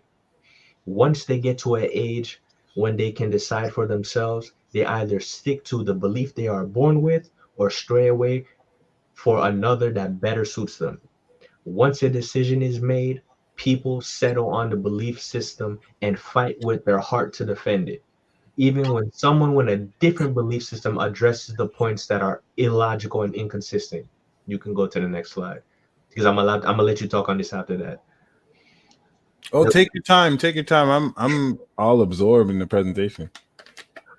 the greatest way to think, the greatest way to think and God's purpose. Link all belief systems, whether religious, spiritual, political, etc., and just be an agent of continuous learning and action. Instead of a mind frame of this is more useful than that. So this must be entirely true and the other one is false. What do I mean by this? Instead of saying, my belief system explains this and yours doesn't, that means yours is wrong. No, don't throw the baby out with the bathwater. Try to link them together. You can't. I can understand the concept of people saying it's too much to believe.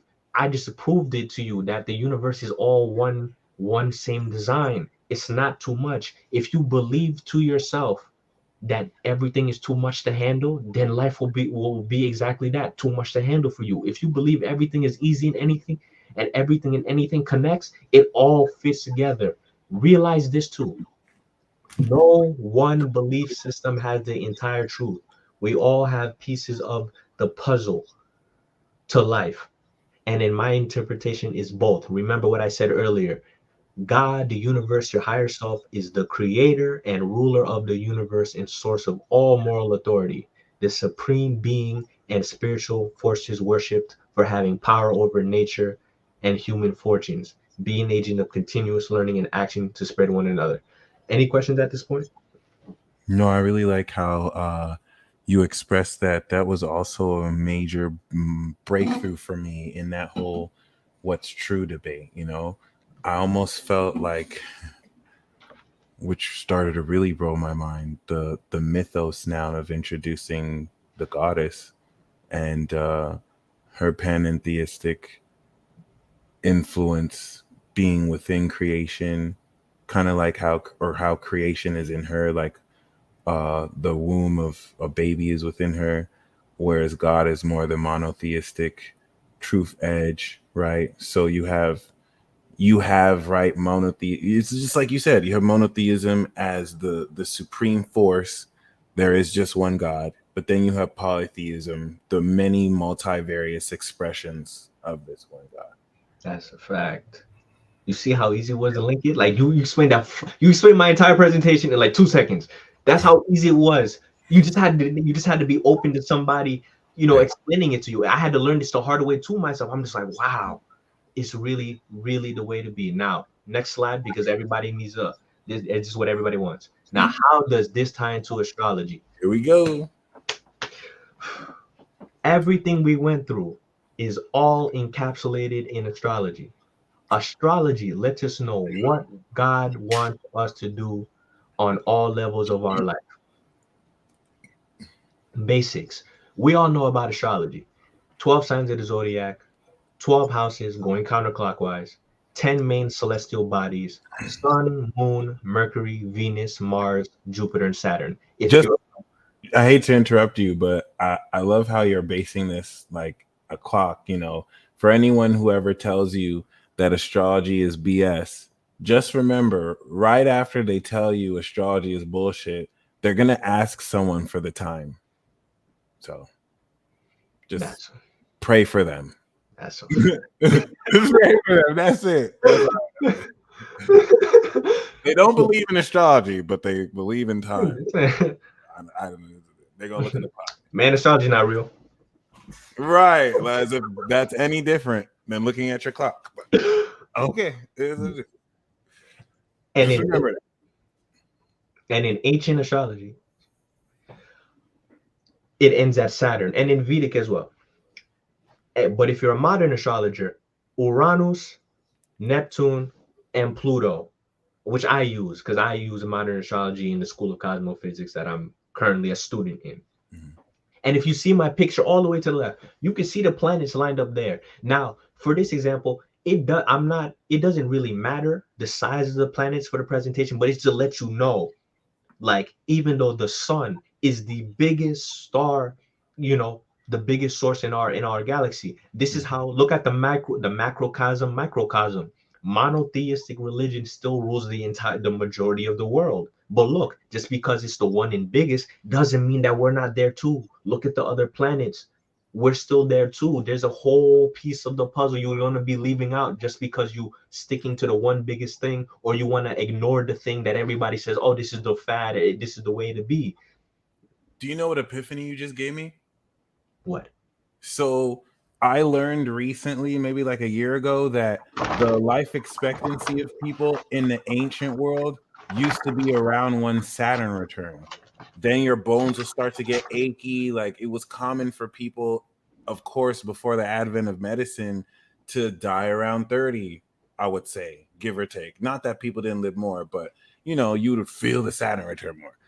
And then, of course, in the discovery of Uranus, Neptune, and Pluto, Uranus of innovations and Neptune of, like, illusions and television, we've seen innovations in technology, medicine that extend our life with Pluto too.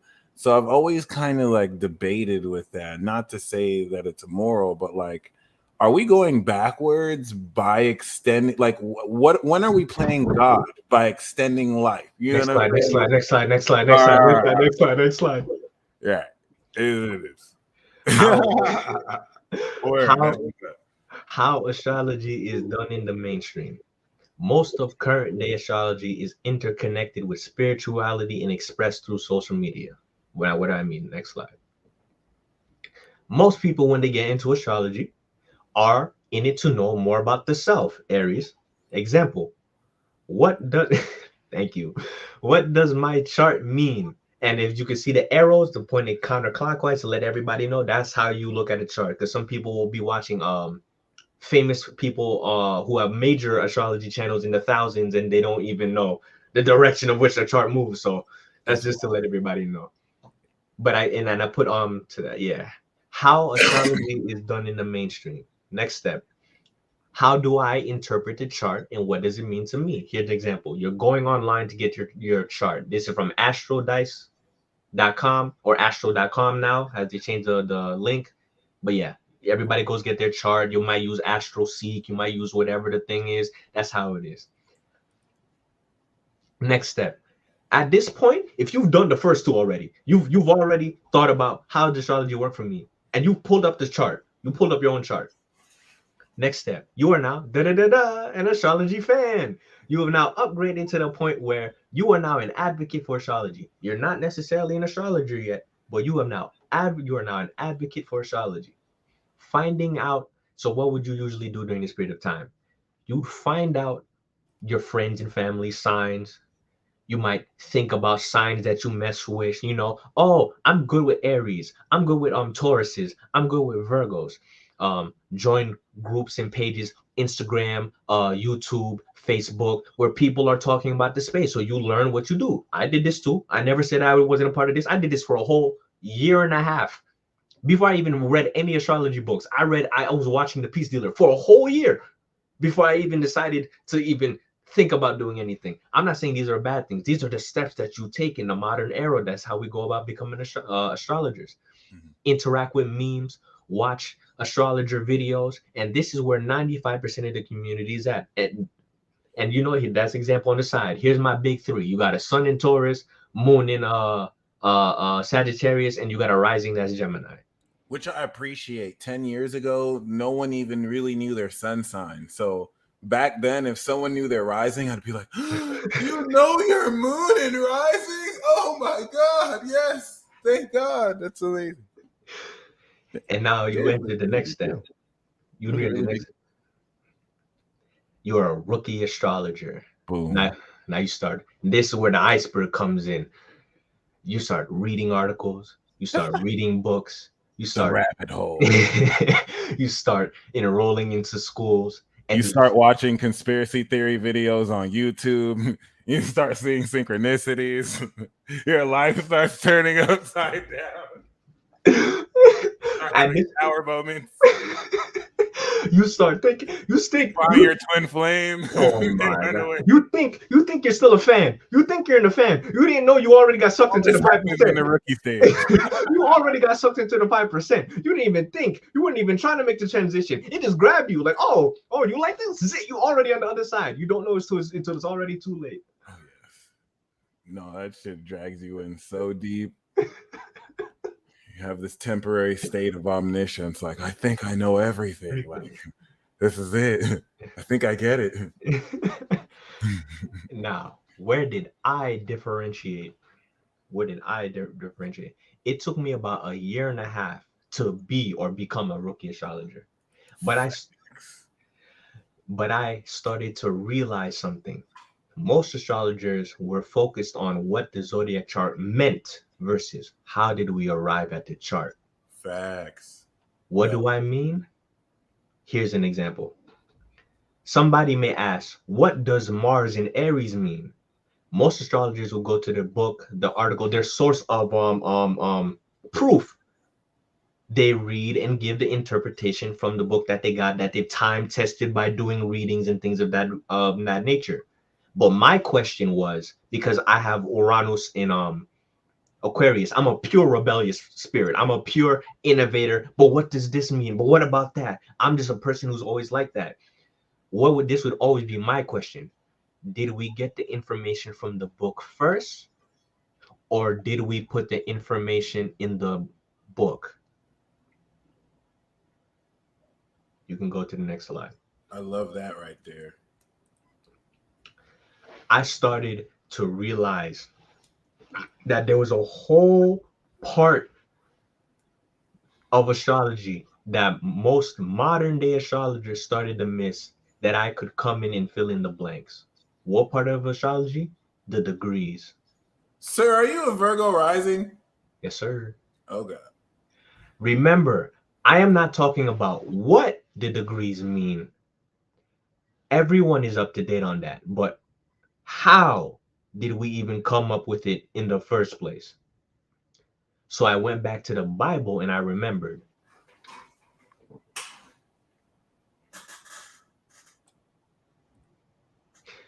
In the beginning, this is the first part of Genesis. You can find this in a part of any book. In the beginning, God created the heavens and the earth. In the New Testament, in the Lord's Prayer, Jesus says, thy will be done on earth as it is in the heavens. Let me read that to you again. In the beginning, God created the heavens and the earth. In the New Testament, Jesus says, thy will. Who's thy? God. I am interpreting thy to be God. He says, thy will be done on earth as it is in the heavens. What does that?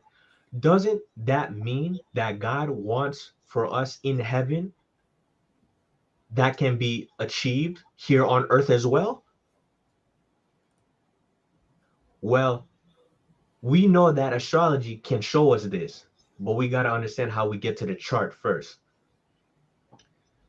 God also says in the creation story, let the stars be as signs for seasons, days, and years. I believe like astrology to me. I think it was Genesis 13, like 12 through 16, something like that. Those are the exact verses. as I'm aware, as far as I am aware, as okay, this is what I want to say. As far as I'm aware of, they did not have computers in the Bible. I don't remember any verse in the Bible where they were talking about computers. So it's rather the book isn't complete yet, or God didn't include us in the Bible. Like there wasn't a place for us to be in the Bible, because I'm just like, there's a whole aspect of reality. We had wars, we had kings, we had everything we had in this past 2,000 or so years time since the age of Pisces, and when the Bible was recorded, that we're not a part of the book. That always bothered me. I'm just like, when are we gonna get a verse in the book? Like I loved how Moses and all these people in the book can get immortalized. I want to be immortalized in the book, and if not me, I want my generation to be immortalized. You know what I'm saying? A book of Chris. I'm Book like, of Lord Chris. I want to be immortalized too. Like, what happened? So when someone says to me, I don't use whole houses or Vedic, so this reading doesn't apply to me, they're usually an astrology fan. But some are rookie astrologers that have been reading, or some of them are rookie astrologers or astrologers that have been reading for more than a decade that'll say these things. The truth is that our ancestors had to observe the sky with their eyes alone and develop a written system of measurement to track the sky first, explaining how astrology was done by ancients. Most people and astrologers don't know that we had to see Mars in the sky whenever there was a fire to say, look, this planet is the god of the element fire. We all know Mars to be a fire sign. How did we come to that conclusion in the first place? That means when we saw a red gigantic sphere in the sky, we had to also see at the exact same time here on the planet Earth fire breaking out. This is why ancients in their mythos, especially in Greek mythology, will point to Neptune, Uranus, all of these planets being gods, because every time they were in certain positions in the sky, relative to us going in our path around the sun, which we didn't even know that we were doing at that point in time, all of these events in the heavens correlated what happened here on Earth. Later, What do you think about the Dogons who knew about Neptune and Pluto and Uranus before technology could even see them? that's mathematics. This goes into my next point that I'm bringing too. Cool. After enough time had passed, after enough generations after generations after generations of watching the sky, and as society and ancient people went from hunter gatherers, whether you believe they were after the first like humans who got here on this face of this planet, after they started to learn or they fell out of love, or they got punished by God, the Adam and Eve mythos, after the first man and woman, caveman people who knew nothing. This is how you combine everything. Remember, I'm a person who says put all the puzzle pieces together, not this contradicts with this. I don't believe that. This goes with this. I equate the first man and woman who knew nothing, who was taken care of by God, to be the first people on the planet who knew absolutely nothing. They lived in a world, there was food all around them, the air was the cleanest it's ever been, whatever. This could have been at the start of Earth being habitable for humans, for all we know. After over time, whatever they did, maybe they ate from a tree, they just started to destroy the environment around them, they started to gain knowledge. You must remember, in ancient astrology, Saturn rules two signs. It rules Saturn, the sign of evil, and it rules Aquarius, the sign of knowledge. Did you say Capricorn is the sign of evil? It can be, well, yeah, it could be interpreted as evil. That is wild. It's the sign of integrity. So you're right, because without integrity, it's evil. Yeah. That's a very and it's a very controversial look at Capricorn that I think works, because Capricorn without Leo is evil, but Capricorn with Leo is integrity, I feel. Leo without Pisces is narcissism. Pisces without Libra is delusion. Gemini without Capricorn is unfocused. You can kind of say it like that, but that's really interesting. Please keep going. And it's like, because it had to come from somewhere, right? because we're always talked about in the every creation story has a fallout of man for some reason. We don't know why, but there was always an original God, and from that original God decided to split from themselves. And for some reason, there was a split, there was a disconnect, there was a evil exists in this world too. Mm. Evil exists in this world too. And remember, in ancient times, before they even knew, they got to a point where they have enough information, enough data to like before the Dogons even had enough data at that point to form the astrological school. They had to be at a point where they're like, okay, Saturn, this one thing right here, this one planet right here with the ring, every time it's in these two beacons of the sky, or every time we're around this point, bad, like, pain, misery, weird, unusual, because that's also around us, weird, unusual, rebellious things just break out. So from that, later then, okay, now I get to this next point. Later schools were developed around this knowledge, and we formed units of measurement. So what happened first?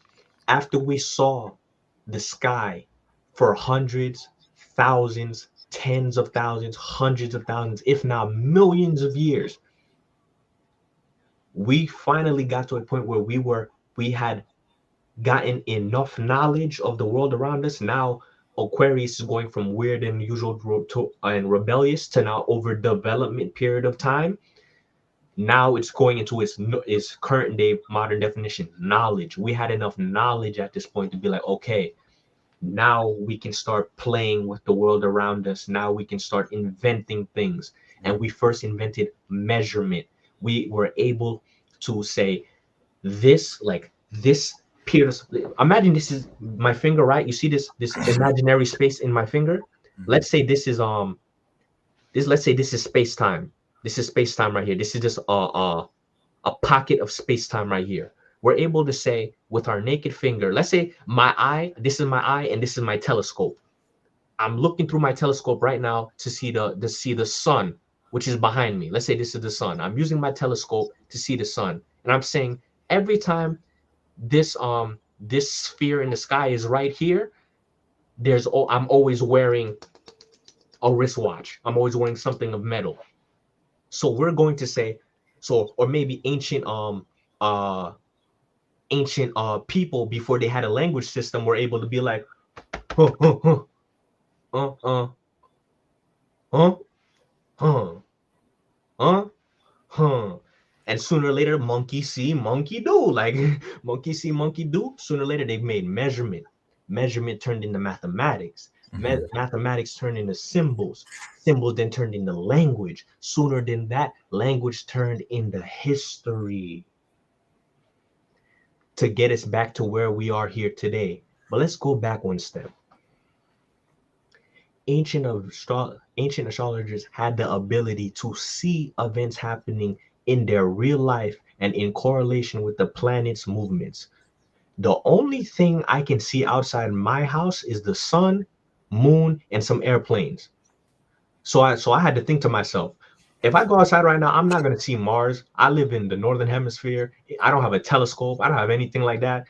Sometimes when I even look at the sun, my eyes start to burn, and I get blind spots or whatever. So I only really see the moon, and I don't know what to do when I see it. So I started to think to myself, can we still do this? Can we still call upon the gods per se to make things happen? Can we make astrology go outside of just defining ourselves as people and really see it in our world around us? Can we go back in time, like you were saying earlier? Can we reverse engineer and go back in time and rediscover our way to how we originally saw God? And I thought, I've never seen the Leo King talk about this. Shinobi would like this in this. I've never seen um you the peace dealer talk about this. Maybe this is going to be the realm that I could figure it out. Maybe it lies in the mathematics. And I remember to myself as a kid, I told myself as a kid, I'll never go back to mathematics until I find a way to make it cool. And I'm just like, this might be the cool way for me to finally use mathematics. So I ended up becoming a student of Cosmophysics School of Astrology, COSMOPHYZIX. You can go look that up on Instagram. You'll find them for anybody who wants to find it. good luck trying to get in. He's booked out like backed months. And I learned that aspect, and I learned that aspects, okay, and I learned that the aspects transit planets make to natal ones will appear. Now, what did I mean like that? If you have your sun at 15 degrees, like, all right, let's see what today. I have my astro chart open. I have my astro chart open for today. And for everybody who wants to know what I use I have a PC, so I use Solar Fire. Shout out to Solar Fire. Everybody who has a Mac is going to use Astro Gold. I think that's what it's called. It's free to download too. Today is 16 degrees Sagittarius. It's December 8th, 2022. If you were to go on astroseek.com, astro.com, any astrology website you have, and you just look up the current transiting day, you're going to see today is 16 degrees Sagittarius. Mars is currently in Gemini going retrograde. Oh, yeah, it's retrograde right now. Wow, I forgot about that. It's going retrograde and it's 15 degrees Gemini. It's all the way at the other side of the chart, but it's 15 degrees. It's only 1 degree off. Just yesterday.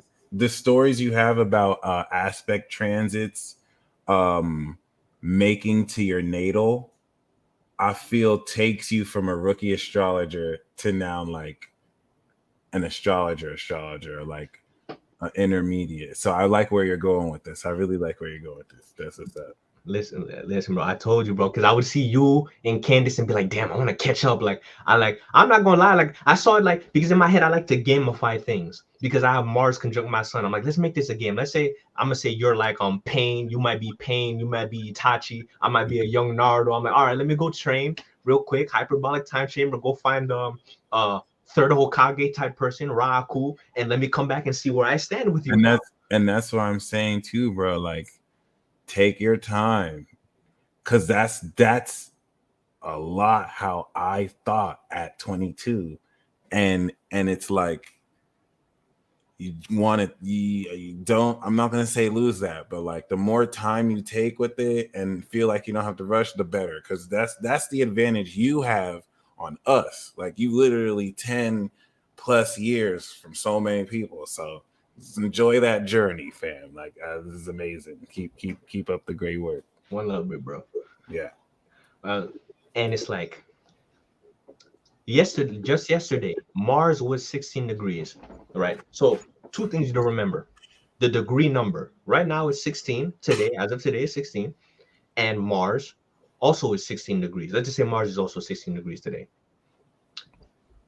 Even though they're on the opposite sides of the chart. Now let's think about it. What does the sun point to? The sun points to your personality, things you'll see in your environment, your life force, your energy, what you're going to see around you.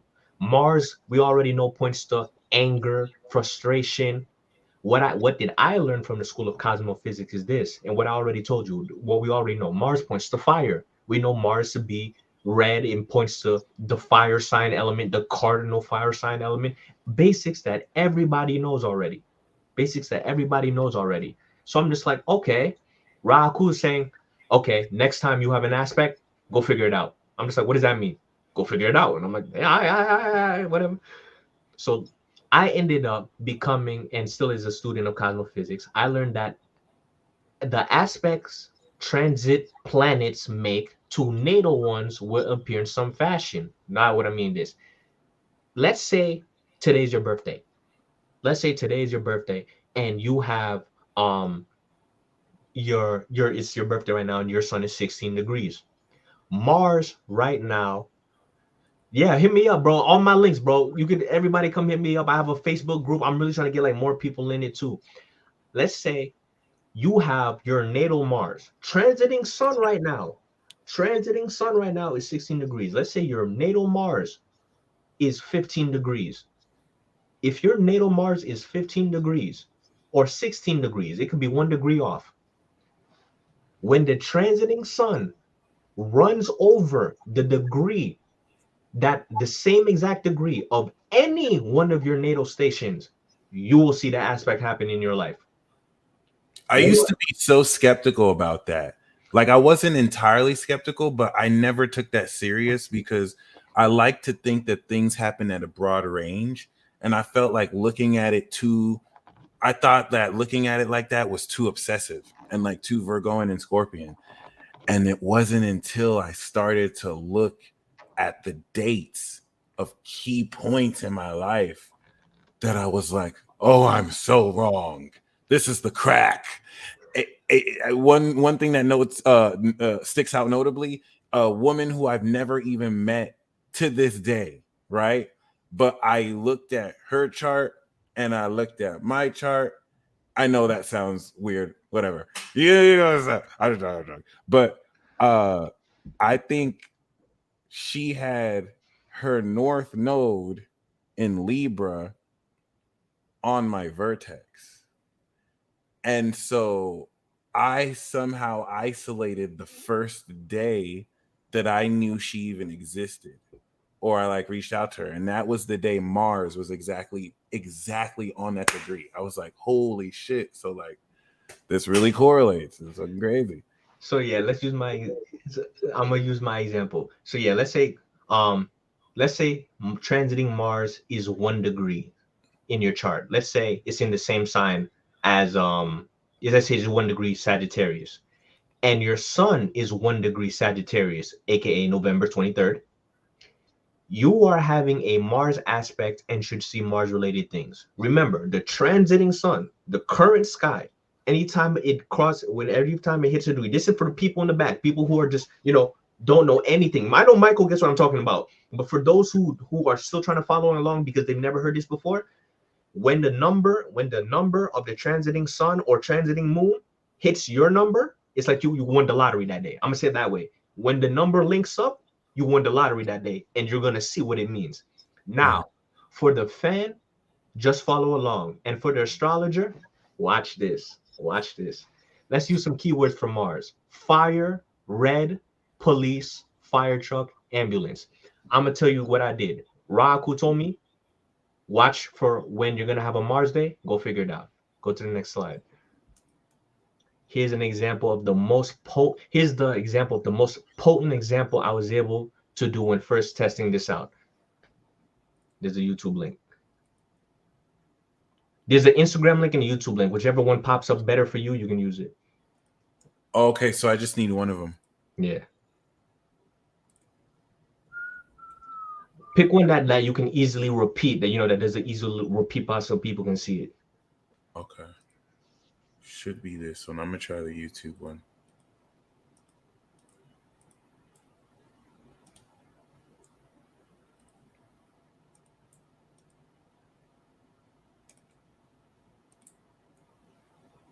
On Mars today. Look at that. Look at that. That's why you posted that. Look at that. I'm having a Mars today. I'm having a whole Mars. Oh my god. I don't even know how to flip the screen. Oh nah, that's crazy. I'm having a Mars today. Look at that. I'm having a Mars today. That is how. Look at that. That is how astrology was done by the ancients. I'm having a. And it was when Mars returned exactly on your Mars? Yeah. That's crazy, man. That's great. I'm just like, that's like a whole new level of astrology that degrees really start to speak to you once you notice it. Like the day I had my near fatal car accident, Mars was 29 degrees Pisces. And I looked at it as like, oh, okay, that's the end of the cycle of that car. Like, it's over. It's very interesting. Let me bring this back on. It's like, that is real God magic. That is real universal magic. That is your higher self, the fourth dimensional you who made this existence for you to experience it. That's how it talks to you. And it is done with understanding the aspects and degrees. Things like this, we have always had the abilities to do, and there were always a select few who come down to do them. Also, this applies to all planets. So you can do this for your Mars, your Jupiter, your Venus. Just know that pick a keyword, use some of your favorite keywords, go outside the day that, the numbers match, and just, see what you find, record what you find. So it's just a whole nother way to just like wrap yourself up in this universe and see that anything you believe is possible. Remember how I'm beginning the story? I was a kid who just bullied, who believed anything is possible. And then look how far I've come now. I'm now at an intermediate level, and I'm enjoying my life. I love that you told me to take my time, and I'm learning how to do that too. I love my life right now, bro. I'll still work weekends. I still have a 9 to 5. I'm not at your level yet. It takes time. I know Yeah, it takes yeah. time, but I love my life right now. Like I'm happy. Like as a Pluto and Sagittarius, I interpret that. So like when you hear me speaking the way I do and using keywords and like I've never heard I bars. think you're farther at 22 than I was when I was 22. Mm. Yeah. My bad for interrupting. Just wanted No, to. no, I'm hearing you. Yeah. And that's like that was the that's just I guess that's just the Pluto and Sagittarius energy. It's just like life of happiness or a life surrounded around gurus. Because even my dad is a Sagittarius. Um, um, Ra under Rahu pops up as a Sagittarius in my chart using the examples I have.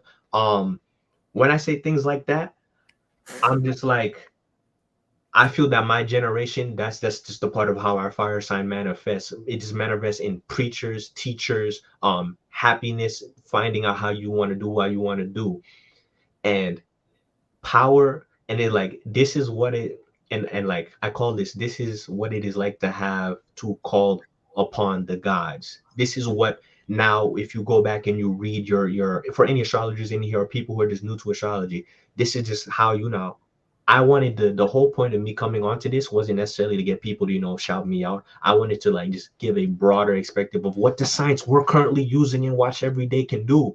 Like I watch other people like you brought on Doctor I don't remember his name. He showed the Calypso experiment and he showed how sound resonance frequencies are Mhm. affecting people in real life. I'm a competitive young fiery spirit. So I'm just like, man, my son should be able to do that too. Like we should be able to have effects affecting us on real life too. Like I'm just like I told you who I thought I was. A god.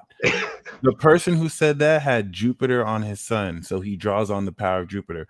Waka Flocka Flame was on an interview. I don't think he's seen his astrology chart, but he said the God within him gives him insight. He has Jupiter on his moon. So a large reason why people don't want you to know your natal chart is this is the quickest way to know how you connect to these powers without having to, you don't need the chart to know, but it sure does help. Sure and does help. power greater than the common individual, God, the universe, you allow all this to be possible because it is all connected. If you would like to find me, YouTube 100 Agency. Well, my it's in the links in the description. He already but you can find me on YouTube, Instagram, things of that nature as well. Sweet. And I want to do a special thing real quick for any. You remember the thing I did, the reading I did from Michael. If anybody wants a quick, generalized like mini reading, real quick, you could put your sign. Just put this like emoji your sign, and I'll tell you like I won't go through the entire chart, but I'll go through like four. I'll do it without telling you what sign I'm using. I'll just be like, oh, you're type of person who does this, who does that. Like anybody who wants to just drop their sun sign, just do your sun sign. And in the chat, I'm gonna just real quickly run through them and just give examples. Sweet.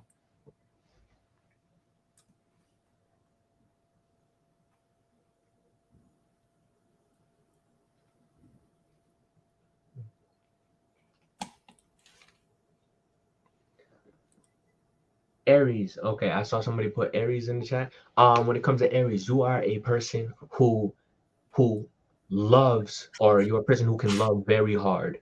You can be somebody who can love very, very hard when it comes to things like that. When it comes to your work, you like to improve yourself when you're working. You try to make sure everything is perfect when you work. When it comes to um, your belief system, you are a person who is very in tune with their belief system and their state of beliefs. You may be a person who is very private, when you're at home in your room in solitude, you don't like to let anybody go on about things of that nature. But yeah, I saw Taurus. Taurus, to give you a different interpretation than I gave Michael. Taurus sun signs. You are the type of person in private. You'd go off on a tangent in private. You'd be angry in private. You don't like to broadcast your your angers to people at a face value. You would always, but every time you go into your room in private where nobody see you, that will be the place where you just let everything go. You just like, and you just, yeah, I'm done with the world. You start getting angry and things of that nature as well.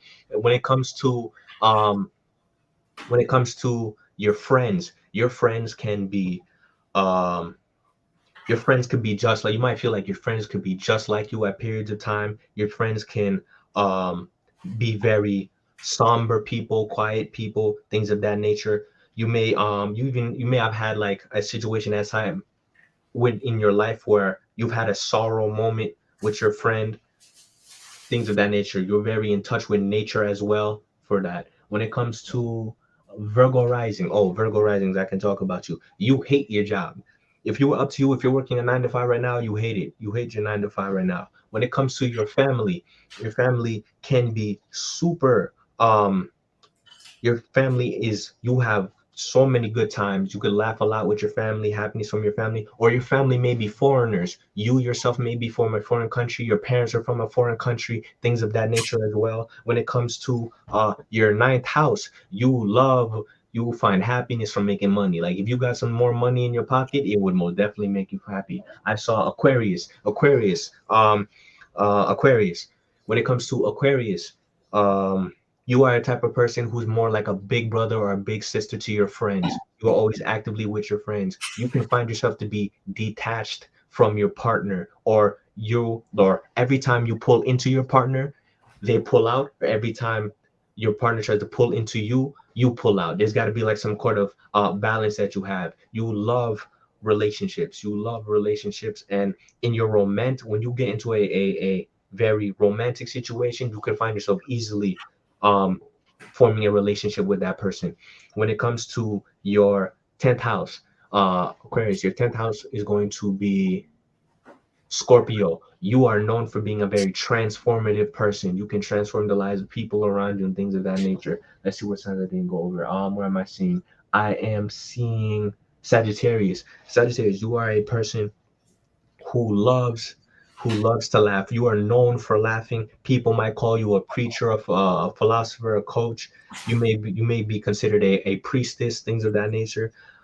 When it comes to your family life, Sagittarius, your family is super religious. Either your home life is very religious, very spiritual. When you were growing up, it was this way, and you may keep it this way as well too. It's very quiet, or it can be quiet at your home at points a period of time, if that's the case. And um, when it comes to your fifth house of Sagittarius, you love sports. You're a person who would either watch sports, play sports, interact in sports. You love games. You love the game. Things of that nature. And I'm probably gonna do one more. Let's see. I'm probably gonna do um Pisces. I'm gonna do Pisces. And for Pisces, you can be very sensitive people at times. When it comes to you, Pisces, you could have a fear of technology, or if you watch movies like Terminator or things of that nature, you probably find robots in that to be very scary to you. Fear of fear of the unknown, the things that can become you. When it comes to you, when it comes to what transform you or things you can get riled up about, you can get riled up about your eighth house is going to be that comes Cancer, and after Cancer that'll go back to oh wait, do you have Scorpio in your eighth house? Because you have Cancer. Oh, you have Scorpio in your eighth house. You're a person who can be considered intense at periods of time, key very intense. When it comes to your children, you love family. You love your family. Pisces are people who know to love their family, love being a protector, love being a nurturer, even if you don't have a family of your own there. Yet you are very nurturing, protective. If you're a male Pisces, you might be a bouncer or worked at a bouncer as one period of time and things of that nature. But yeah, that's enough. I'm in beans for now. If you want to find me, I'm in all those social medias and all of that. Brother, we appreciate you for just dropping 2 hours of gems on us. Um, I am gonna work on season 2 of World War Zero. Listen. If you really need somebody to help you with that, bro, you know I got you real quick. I didn't even know you edit, so I'll look into it. I'll definitely look into it. I'll start making material. I'm gonna change the way I do it too. But appreciate you, fam. Definitely looking forward to seeing your progress and how you grow. Please make sure y'all hit him up. If any of you want more insight into degrees, I would love to have you back on to talk more cosmophysics and what you've learned in that too, because that's very interesting. And yeah, you guys stay blessed as always. Thank you for tuning in. And until next time, peace.